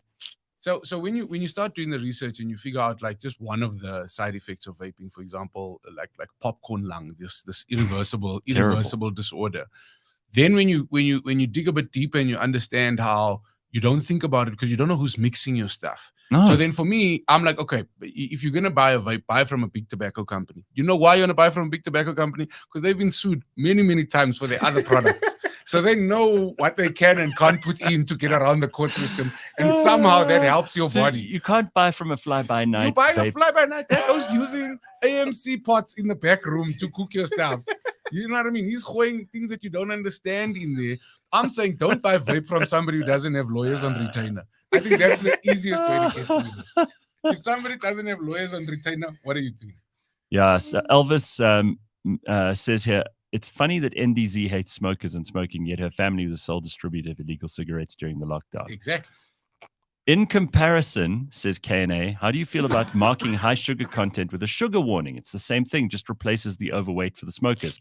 But again, I know when I'm eating sweets, it's not going to make me 100%. fat and it's not good for me. I know Absolutely. that. Just like I To make know you fat and happy. my decision to not smoke has nothing to do with the health implications. Nothing. No. Just like your decision to smoke. You say you're buying into the whole thing that you're going to die. It's going to kill you. 100%. Right? And but listen, having said that, there are people who've smoked their whole life and they only die when they stop Yes, because it's a shock to the system. The system's used to all that smoking. absolutely. So, I mean, what are you on? How many a day? Or is it just a social smoking thing? Nah, but I'm a pack a day. I'm not Really, even, eh? and I'm also like, you know, I think That's that, not that. Is that a lot? Is that I think a pack a day is the average Okay. in terms of people who say I'm a smoker. all right? You know, so half to a pack a day. Because he was quite judgy now when you said a pack a day. Oh no, but these bonfries. No, this is a vapor. This. I You know what I mean? don't Are you a touch the vapor? stuff. I don't touch the stuff. Yeah, but you I got, don't- But you I got asthma or vape something, features. don't you? No, You've got lots of problems. He's got major health problems. This guy is basically he's fragile. Oh, so you're starting to save your own life. It's now you're acting clever for us. that's that. You could be onto something there, Mr. Goliath. You don't smoke at all. I don't smoke at all. Don't touch the stuff. Nah, Nothing in my lungs. So don't. I'm not an. So don't smoke. If you don't have to smoke, don't smoke. And if you do smoke, you understand why I smoke Yeah. and enjoy your life. I watch My Soul Buddies, question has guys. become when people judge me too harshly, I go, whoa. So you're saying if I stop smoking, I'm not going to die? No. And then they go, I'm not no, saying that's that. not what I'm saying. Then I say, well, then get away from me. And you choose your poison. Get away from me, 100%. Right. I mean, like your poison could be that you rally drive cars, or you drag race, Yeah. or you eat sweets. That could be your poison. 100%. Or you You could have gamble. no poisons and you're consuming poisons anyway. How many people do you know? You know how many men I've heard of late 30s, early 40s that have just dropped, that have just gone? Yeah. Then my question becomes, you know, for me personally, and this is about me, is at the end of my life, when I'm asked the questions, did you have a good time? Do I want to have craved a cigarette every single day and still be dead? Or do I want to have satisfied that need and still be dead? So then it's personal choice. And as long as my smoking is not impacting you, you're not paying for it, I'm not breathing it near you, then relax. And you bring so much happiness to all the rest of us. Come on. So I That need if- a guide if to that's- feel that. So You know, if that's what you need, you know, really, I don't understand why anyone stops people like you who are performing a public service in effect. I mean, it's a public service we should be paying for. Thank you. And I really think you could charge more because what you're doing is keeping the nation happy.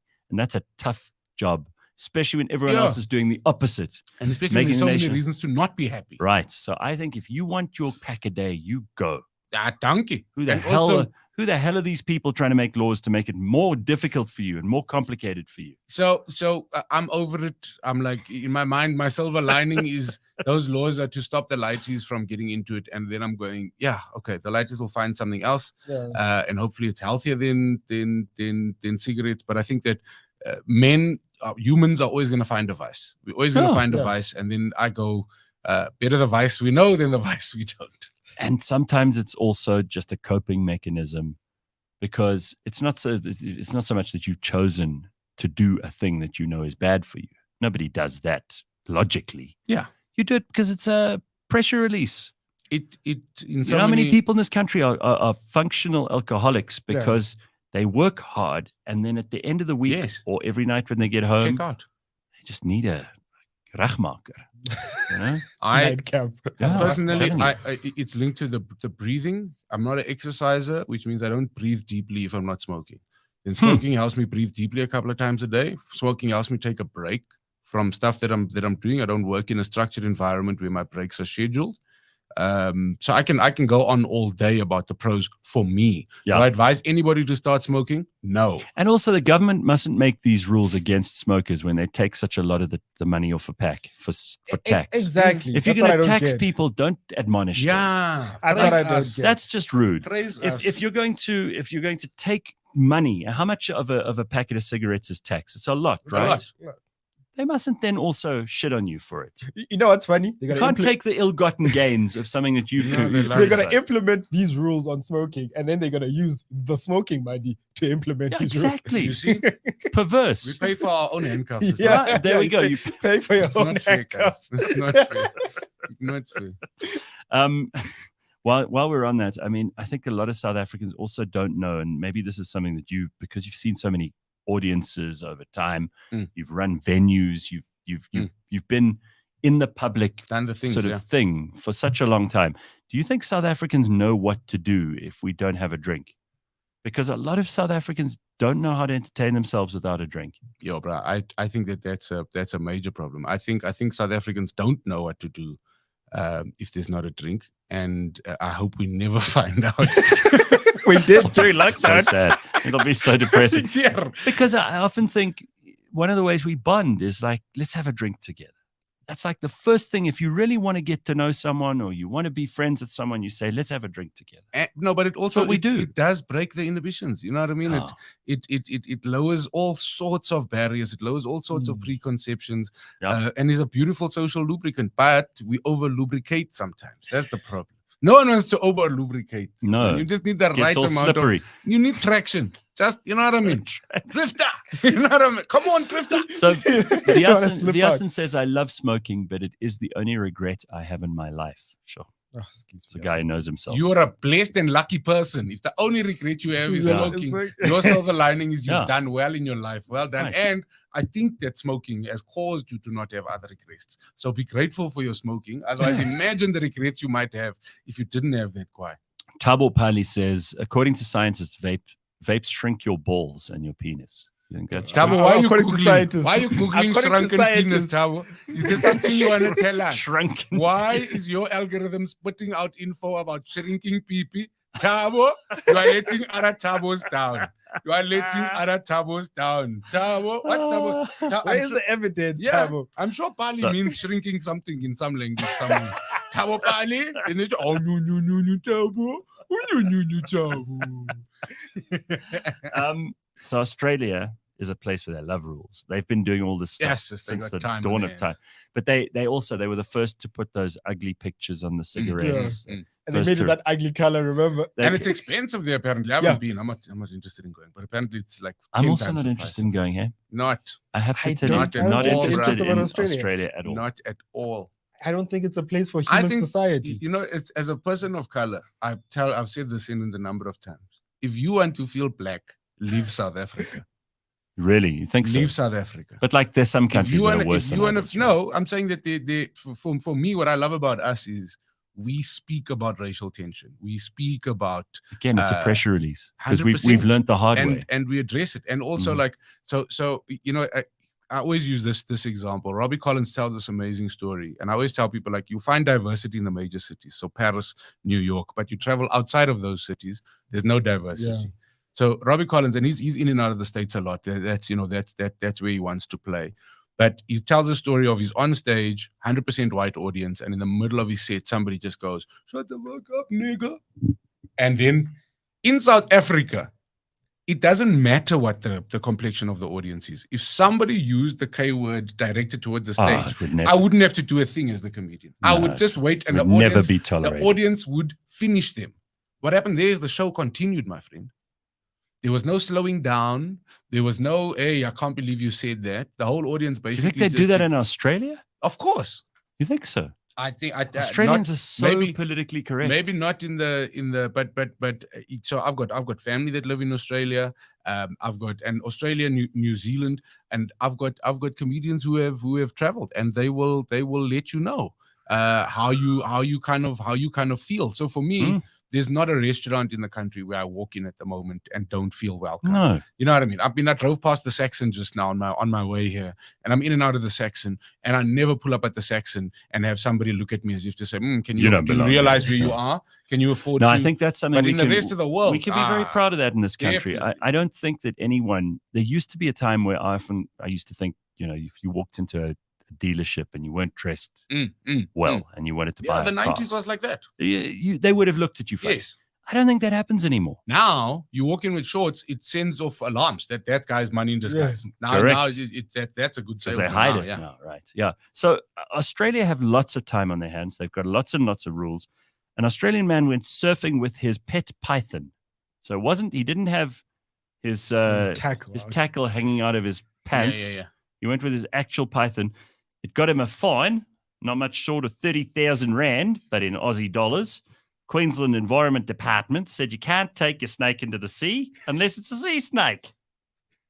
Mate, what are you doing, mate? They've actually got but this is maddening to me. I mean, that they have sat in a session of the Queensland government, the provincial government of Queensland. They had a session where they actually had people take part in a vote. All right, I don't mind if it's a sea snake, but I've got a major problem if someone's going to go in there without a sea snake and it's a land snake. I don't like it. We got to find them. That's how land snakes end up taking over the sea. That's how it happens. What's the thinking there? That's insanity. One of the greatest pieces of advice I ever got. I was playing in one of these celebrity golf days. I don't know, Gareth, if I ever told you this story. Playing in one of these celebrity golf days. I can't play golf, but sometimes I get invited just to be part of a 4-ball to encourage companies to play. End up sharing a cart with a bra who is an honest-to-God merchant of war, an arms dealer. Wow. Proper. Wow. So the O is South African, late 50s, proper wealthy. Sells to most of the governments in Africa, most in Europe. Biggest client is Australia.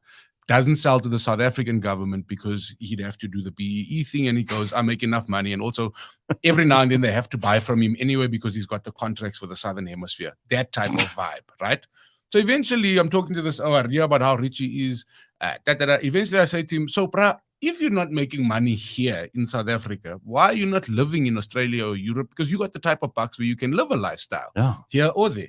And the guy gave me the best answer ever in terms of bolstering my pride for South Africa. He said, because I know myself. I said, what does that mean?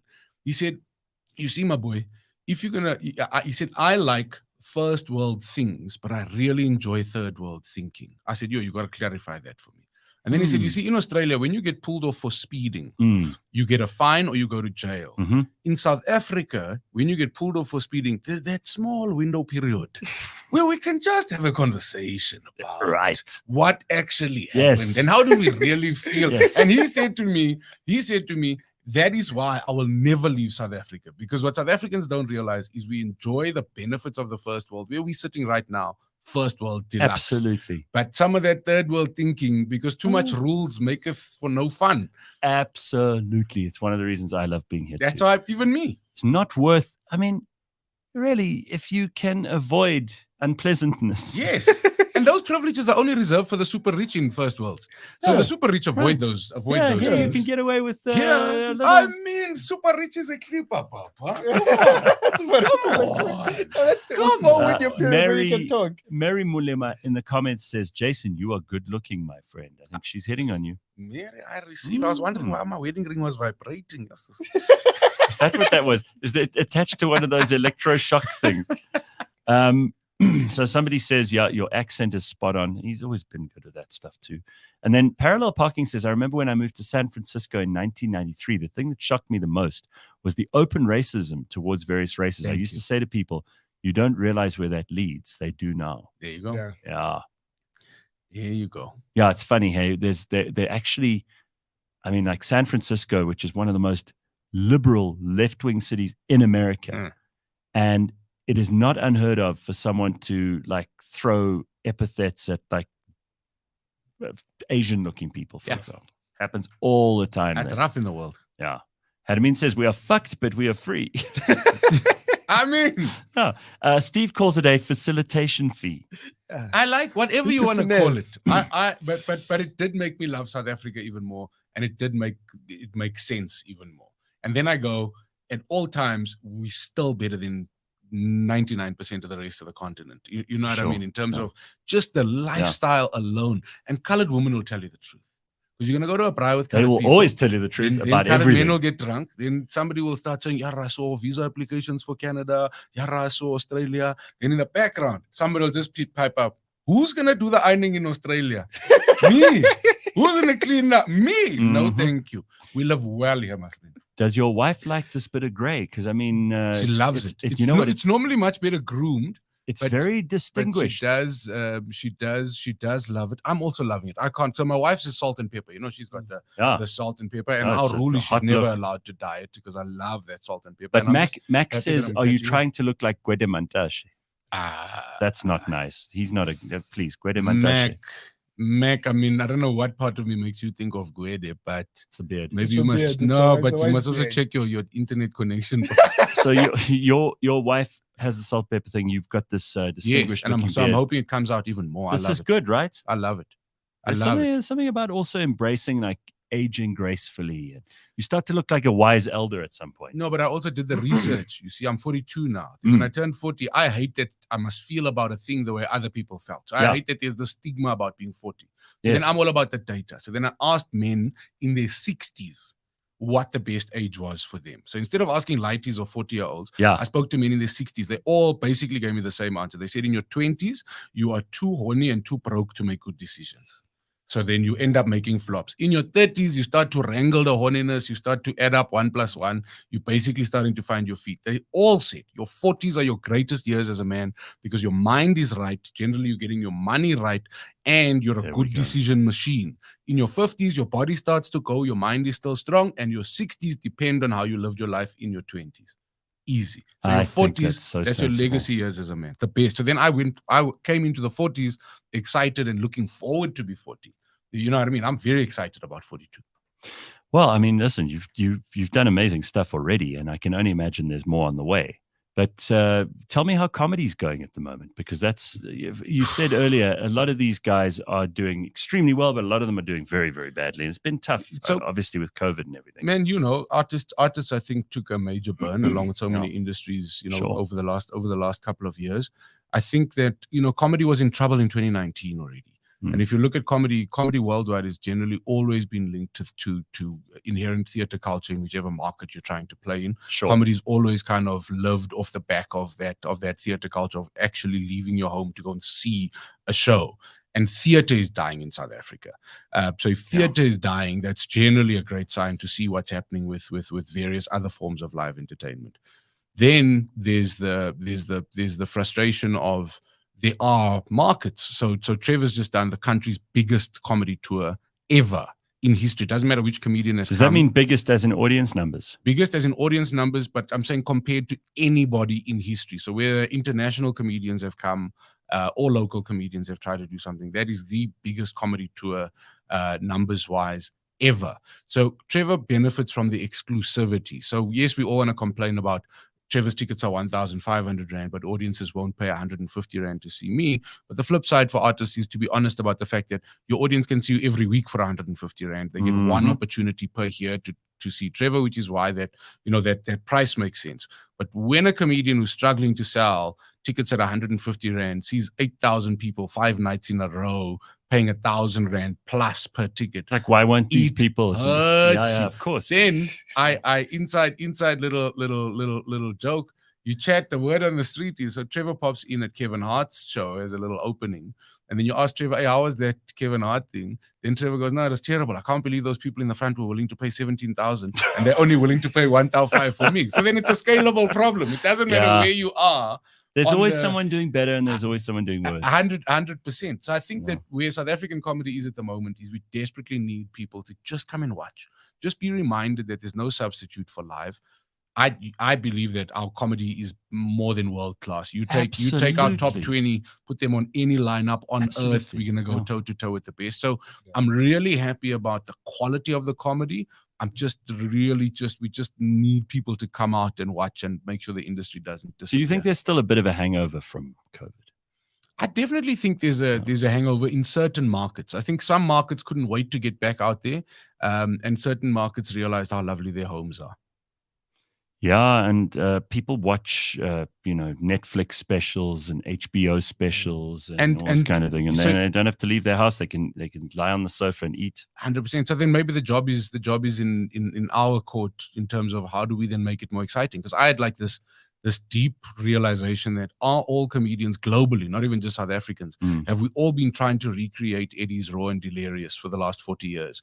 And then you go, it doesn't matter how good it is. If it's been done, it's been done. So should there be a new angle? So my new trip is unapologetically, and it's the cheesiest thing ever, motivational comedy. Just because I've been on this trip to find like what is the best way for Jason to live, and then to share that with an audience in the form of comedy that's more than just jokes. So I call it, wait for it, Moti Jason, because it's motivating Jason, but dude, and sharing that journey with the audience. And that's where I'm at. So if you've watched me recently, you know an element is going to get down to Moti Jason. I like it. I hate that everybody says, "Oh, you doing stuff with Zunaid Moti?" I'm like, no, it's my own thing. But here's what's cool about that. And I said at the beginning is that you have this job where you love what you're doing and you're very good at it, but you also have this responsibility to pull us out of the shit, because South Africans we get into a spiral. Me and Sia Kolisi have that job. Please, Lord, let them win the World please Cup. let them win. Because if we don't win the World Cup, the world can end. We are going to be so depressed if we don't win. Stakes are high. Yeah. So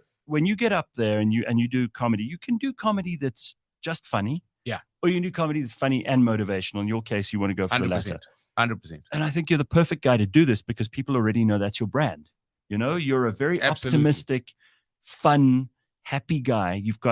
You are your same self, whether I meet you at a braai or whether I see you on stage, and everybody says that about you. I appreciate that very much, and it's weird. I've got a mate who says to me often. He says he remembers at 19 the biggest lesson I ever taught him was the fact that I realized at 19 that all I'm striving for is to be the same man in every room. So whether I'm with my mom, my priest, my best friend, my enemy, the same guy, there must be because it's difficult. And especially if you come from the communities that we came up in, where there was deep identity crisis around being colored. You're not this, you're not that. You got to speak like this, don't speak like that.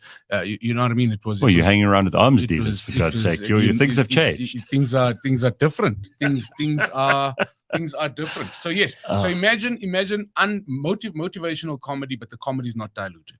That's it. It's still hardcore. It's not fluff. No. I'll take you on any of my opinions on stage and make you laugh at them, and that's the point. Nothing worse than a motivational speaker who's just up there to rah you, and then like 5 minutes after 100%. That, people leave dejected because they're like, I want to recapture that feeling I had, but I can't. Yes, it's that. I call it the energy drink effect, where this person hits you with a shot, you related to some of their problems, but they've given you no tools to actually apply some of this thinking to your life. And are they really relatable to you in terms of, they now live this life where they, have chauffeurs and Bentleys, etc., etc. Are they really relatable to you? So my thing is about going, hey guys, let's talk about some of the tools. And it was inspired weirdly the most by, I emceed a conference and I don't read at all.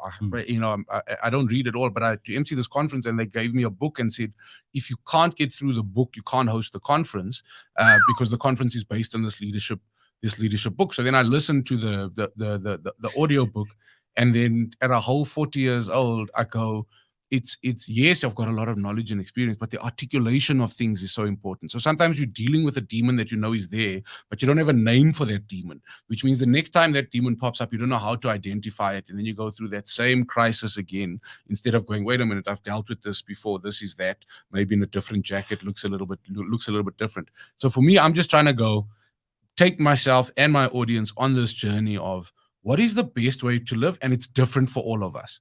It's different for all of us. So let's share, let's talk about ideas and find the bright side, because Lord knows we don't have to look hard for the dark side. So the two things that you just said now that ring true for me. Obviously, the whole thing is very sensible, and I'm totally with you on this. This Motor Jason thing. I'm into this because number one, not everybody likes to read. And reading is something that you have to do without being distracted by everything else. Yes. And these days, that's almost impossible. Especially if you have a family, if you have kids, if you have a job, if you have a phone that keeps going beep, beep, beep, and that's your business. Yeah. Your phone and my phone and most people's phones are their business, right? So you even though a lot of it is social nonsense and you can ignore it till the end of the day, a lot of that stuff you have to respond to immediately, emails and all kinds of things. So people don't have the ability to read like they used to. And remember, reading is not actually our default setting for learning. No. We actually learn by listening, which is why audiobooks, and I'm glad you brought this up, because it's something that for a lot of people who are struggling because they feel they don't read enough, there's huge amounts of knowledge and information out there, but they see a fat book and they go, oh, no, I can't. It gives me anxiety. Right. And this is from school days. Then, because I was under pressure, so the conference I'm doing in the Drakensberg, I work out, okay, cool, I go online, I download the book, I check how long the book is going to take. Then I'm on that space where now I'm procrastinating. It's date time to leave. I still haven't started the book. So then I go, okay, how long? So then I speed it up to 1.5 times speed, which I speak to other people and they go, obviously that's the only way to consume an audiobook because it just keeps you entertained because, you get used to that pace. But now I'm in a space where I'm going, okay, I've got so many thoughts from this book. And my next release, and this is maybe an announcement right now, is to go, I want to start chatting about these books, the thinking, the influences, because we've got to start being a little bit like that old Holiday Inn saying of, stop taking everybody's opinion on everything. Absolutely. Be conscious of what you want and then take what you need and leave everything else behind. So then not the whole book is for you, but there may be a line that relates to you. Not my whole set is to motivate you, but there may be a line that's going to relate to you. And there's nothing new under the sun. Like someone in 400 BC wrote down what you've just stumbled upon as a great philosophy right now. And you mean Herodotus wrote shit down then? You just have to find it. Everything is in books. That's the sad. Everything is in books. And humans, we always think being original is so important, right? Especially creative people like you and me. And we think, oh, we're so creative. That's what we're being paid for. You're not. 8 billion of us. There's no more. It's putting the useful information in the right place at the right time. Yeah. Thank you. That's a lot harder than we like to admit. There's blood in the streets and there's opportunities everywhere. Come on! As long as it's not my blood. I mean, you read a lot. I do. I consume knowledge, but I also consume like a bunch of knowledge, especially if I like something. Yeah. I know everything about it. Yeah, that's why I'm so trustworthy, Gareth. I'm not the one who said you're untrustworthy. You said this. You started this fire. Yeah, I did. All right. But you know what I like about audiobooks too, or podcasts for that matter, as long as it's someone who's, like you are this morning. There's already people here saying this is the best. My abs have had a workout of notes. You see, I receive what you do.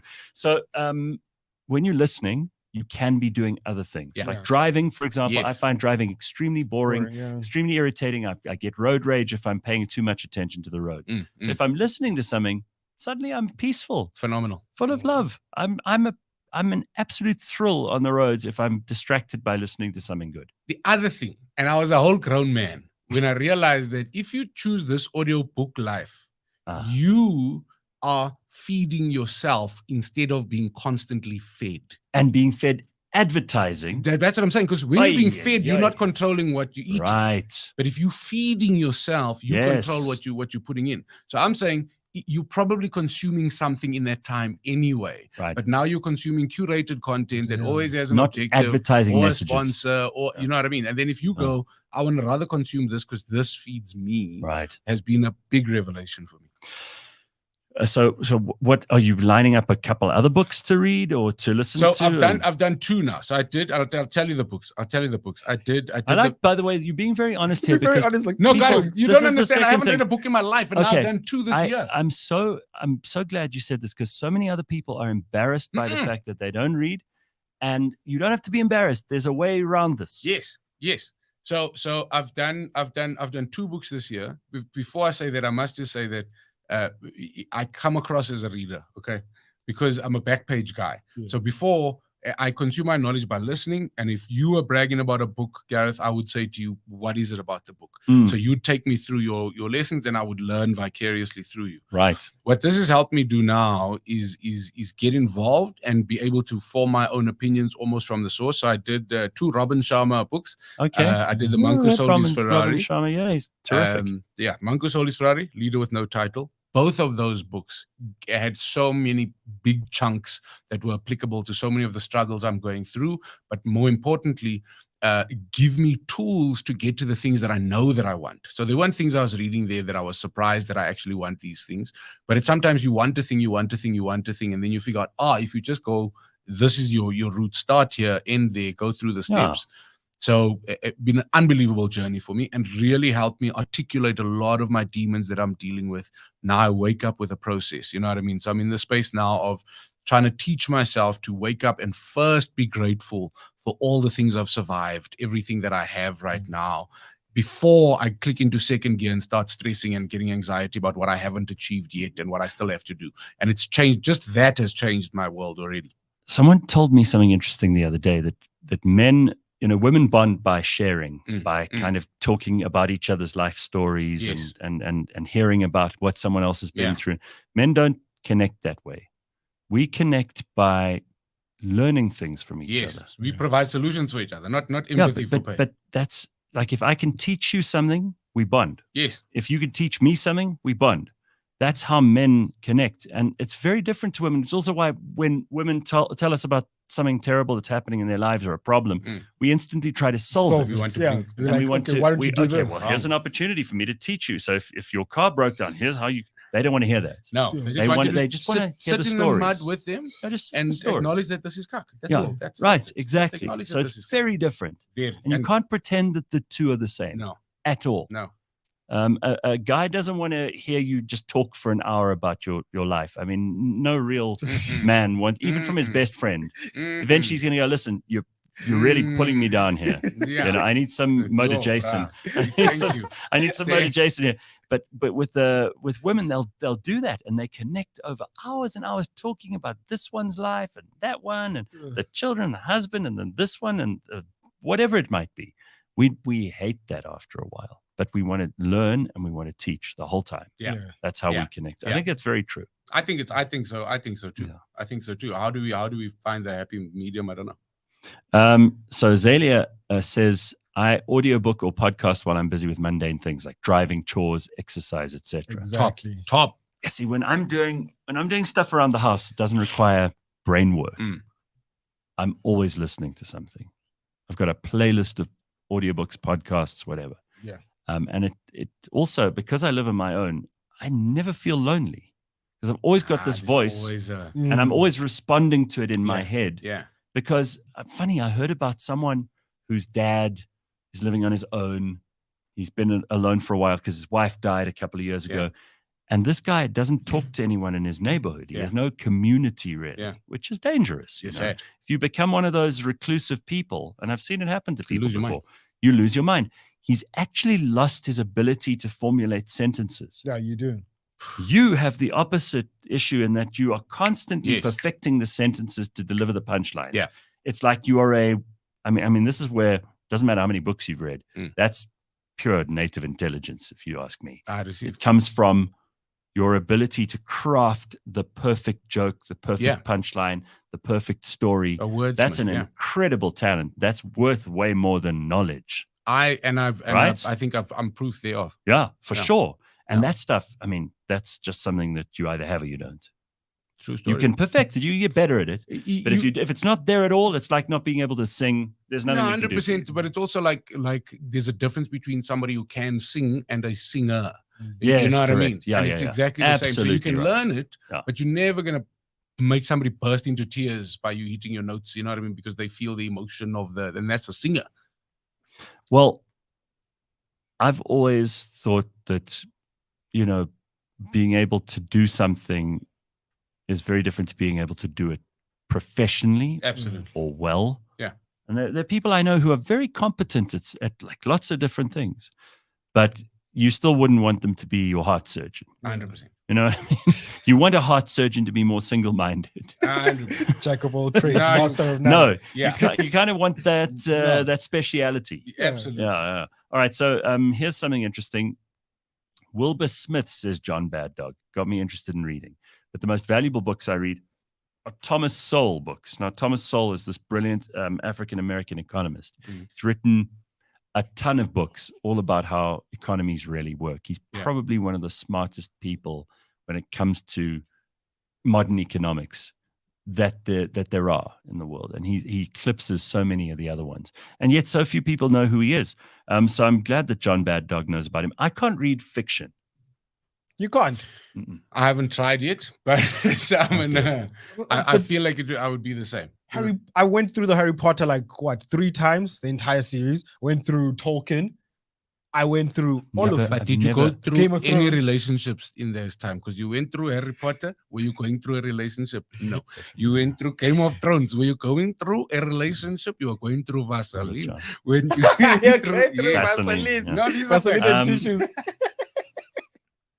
I've never read Harry Potter or Lord of the Rings or Game of Thrones. Seriously, I thought you'd be a huge Tolkien fan.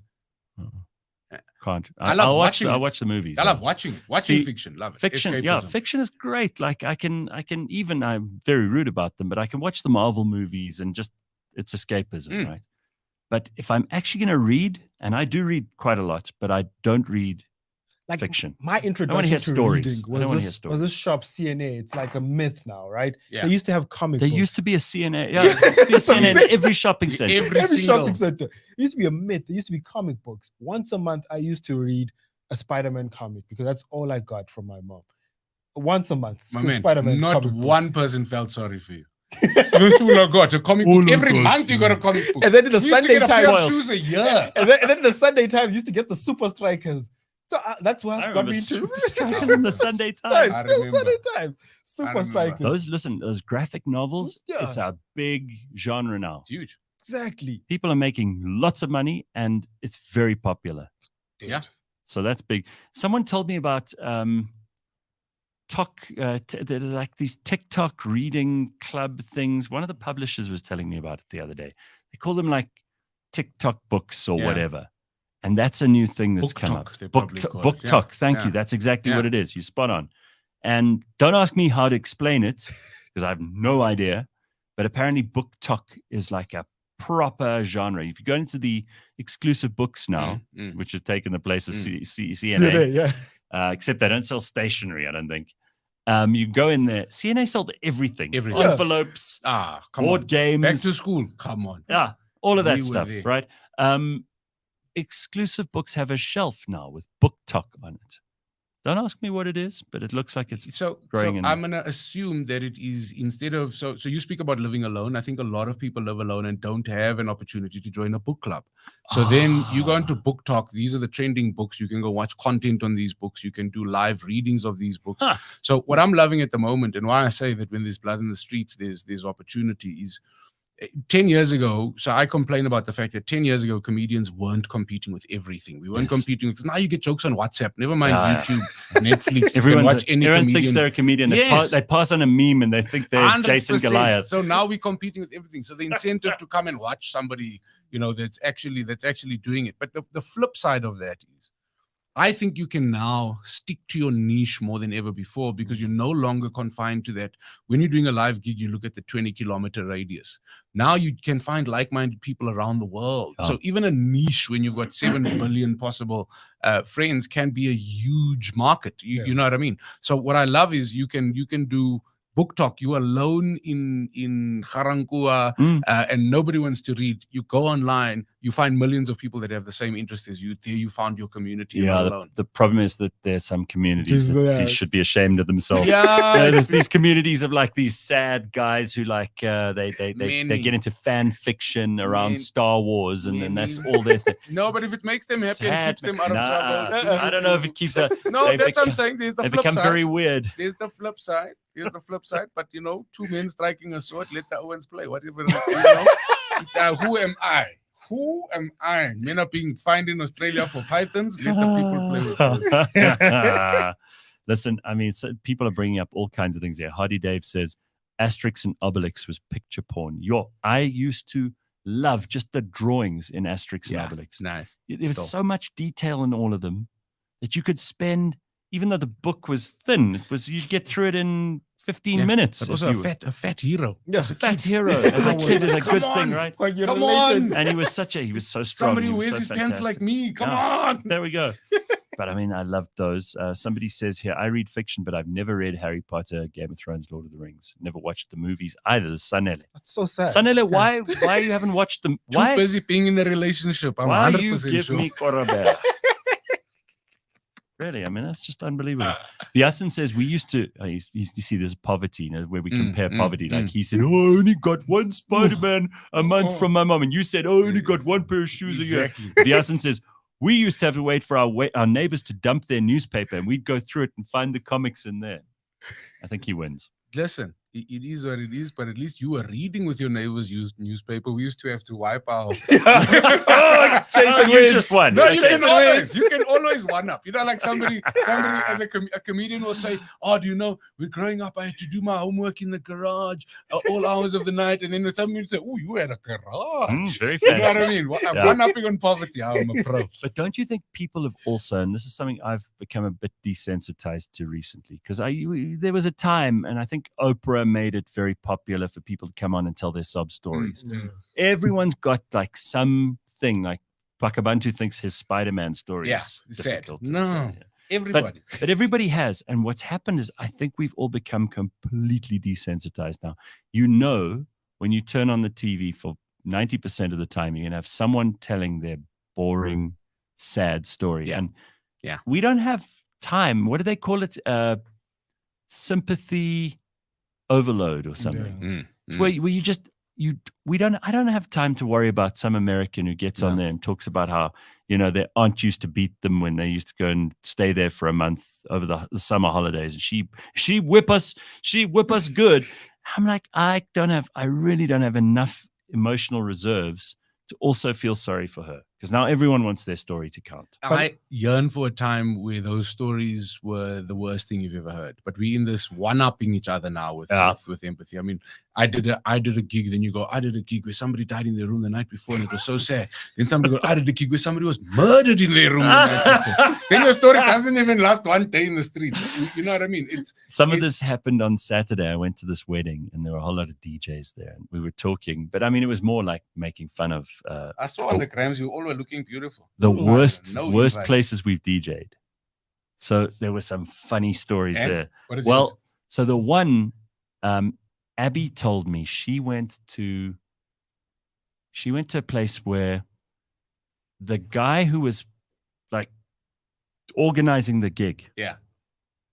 She stayed at his house, which is so creepy. I mean, a woman on a right.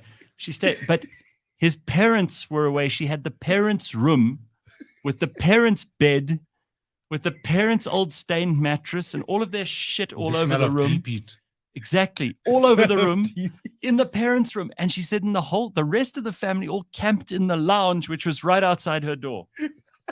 So there's probably no lock. No, so she wrapped herself in like a jacket and she said it was cold too, but she wasn't going to get in that bed that the parents, they hadn't even changed the sheets. They'd literally gone. She said that was where she stayed the one night when she was DJing at a thing. I said to her, that's pretty rough. Yes, bruh. That sounds rough, right? Bruh, I know people sleep on the streets and stuff, but that sounds worse. No, I'll tell you what's worse. We did a gig in Clare with Alice. And that's in the Eastern Cape, King Williamstown. Yeah. So we do the gig at University of Fort Hare. We find out to sleep in King Williamstown, but it's late now. It's 2:00 in the morning. We get to the guest house. Now you're hooting outside the guest house. Auntie comes outside, bra and panty. No exaggeration. Comes outside, bra and panty, comes to the gate and says, sorry, you guys were late. I've given your room away. I've arranged another room for you. Drive to somebody else's house. Arrive now. It's a house now. Arrive. There's a car idling in the driveway. All a little bit suspicious. Get there. Somebody's just arrived and passed out before they could even switch the car out. Switch the car off. So the car's idling, handbrake is up, but you passed out. A little bit of vomit on the shirt. Okay. You made it home.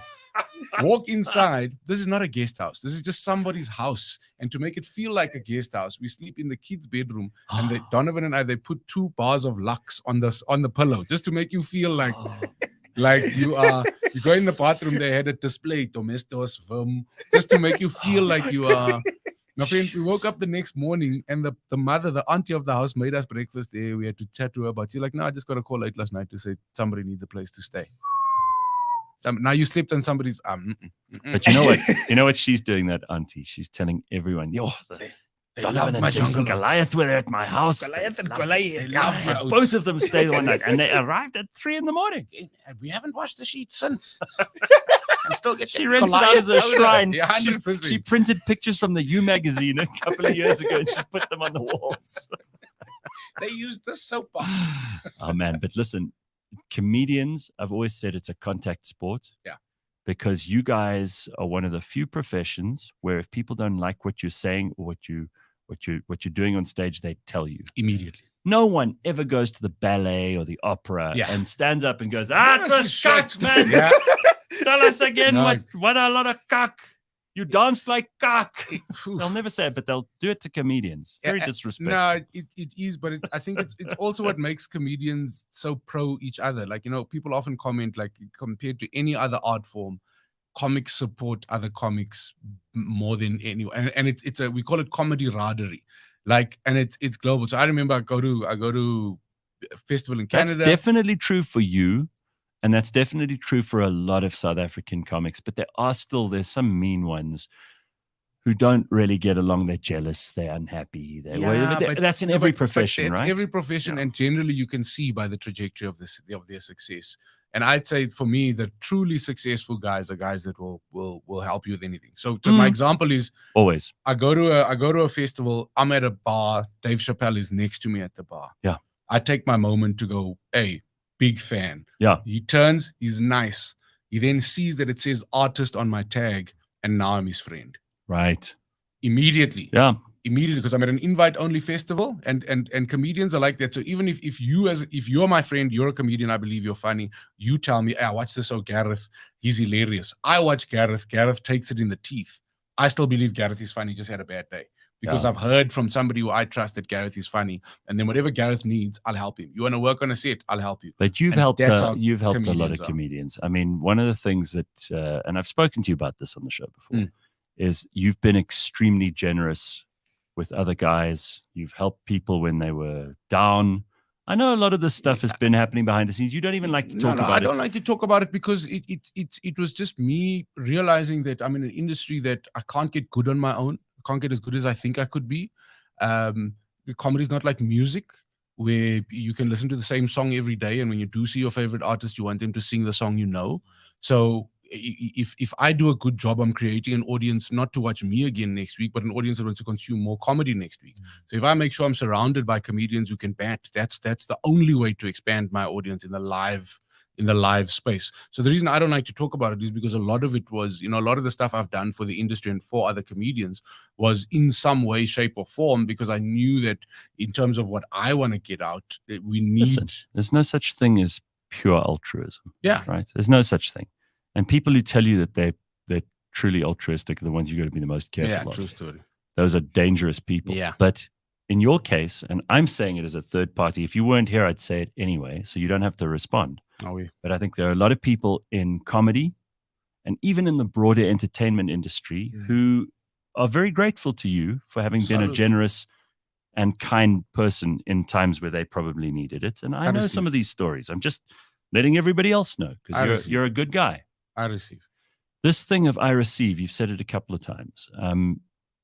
That's a skill you have to learn. Some people have to learn taking a compliment. I'm still learning, and that's why I say but you're doing it. I you're say doing it it so consciously. consciously, but it's I'm very, conscious it's that I'm very learning. important to do Yeah. that. I mean, like it took me a long time to just say thank you. Yes, and when someone says something nice. Yeah. And you obviously are practicing this now.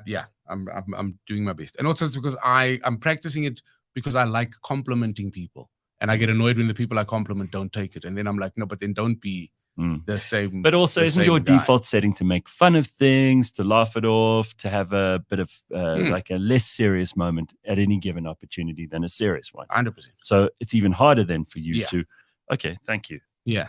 And let's move on. Instead of just entertain the crowd. I just wish that we were equipped with what to do. And somebody goes, you're such a nice guy. Because I want to go, but what am I supposed to be? Like, I don't understand. As opposed to, you know. I used to say to people, again, partly because I'm also not good at taking these compliments, they'd say, oh, you're much nicer than I thought you'd be. I'd go, well, then that just means you're a bad judge of character. Don't make that about me, right?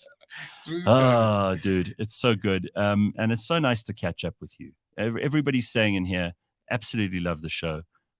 This has been a great show, says Gene. Thank you. Listen, Gene, let me plug myself now. So Yeah. Gene, thank you so much. I saw another one about complimenting me about being a storyteller. I receive and I appreciate that so much. Roxanne. So Goliath and Goliath are doing a weekend of comedy at the Lyric Theatre at the end of the month. Nice. My one-man show is on Sunday 4:30. So Lyric Theatre tickets are, I should know this, but I think you get them. Just look them up. Get the tickets. Follow me on social media. I'll be posting about it this week. But I've got a one-man show. Here's his handle. And if you're interested in this motivational comedy and to see what the style is and what the vibe is, and to see if I can keep my promise of I'm not diluting the comedy experience, then come through 4:30 Sunday the 1st of October, Lyric Theatre. It's gonna be a lach, and I'm coming with the things. Listen, so lucky to see you, and thank you for coming in and being our surprise guest this morning. Thank you for having me. You've changed the whole path of my day. I was going to have a shit day, but now I can't. You must. All day, every day. You've made it. You've motor Jason. You've been motor Jason. Motor Jason. Consider yourself motor Jason. It's a verb. It's an adjective. I'm trying to figure it out. It's all of those the things. best part about it is I needed a word to figure out what am I doing every day. All these, like you said, I do a lot of things. Can I have one word where all the things I do in some way reflect that? So whether I'm emceeing, whether I'm doing stand-up, whether I'm facilitating, whether I'm acting, as long as it's in line with motivating myself, I hope in some way it will motivate my audience. So it's my word. Motor Jason doesn't need to work for the world, but it needs to be my holding word to be clear on what my mission is. It works. It's already working. So there we go. You heard about the show. Go and follow him on social media, and you can go to the show live and see him on stage doing Motor Jason. It's very good. Jason Goliath, such a pleasure. Gareth, thank you, dude.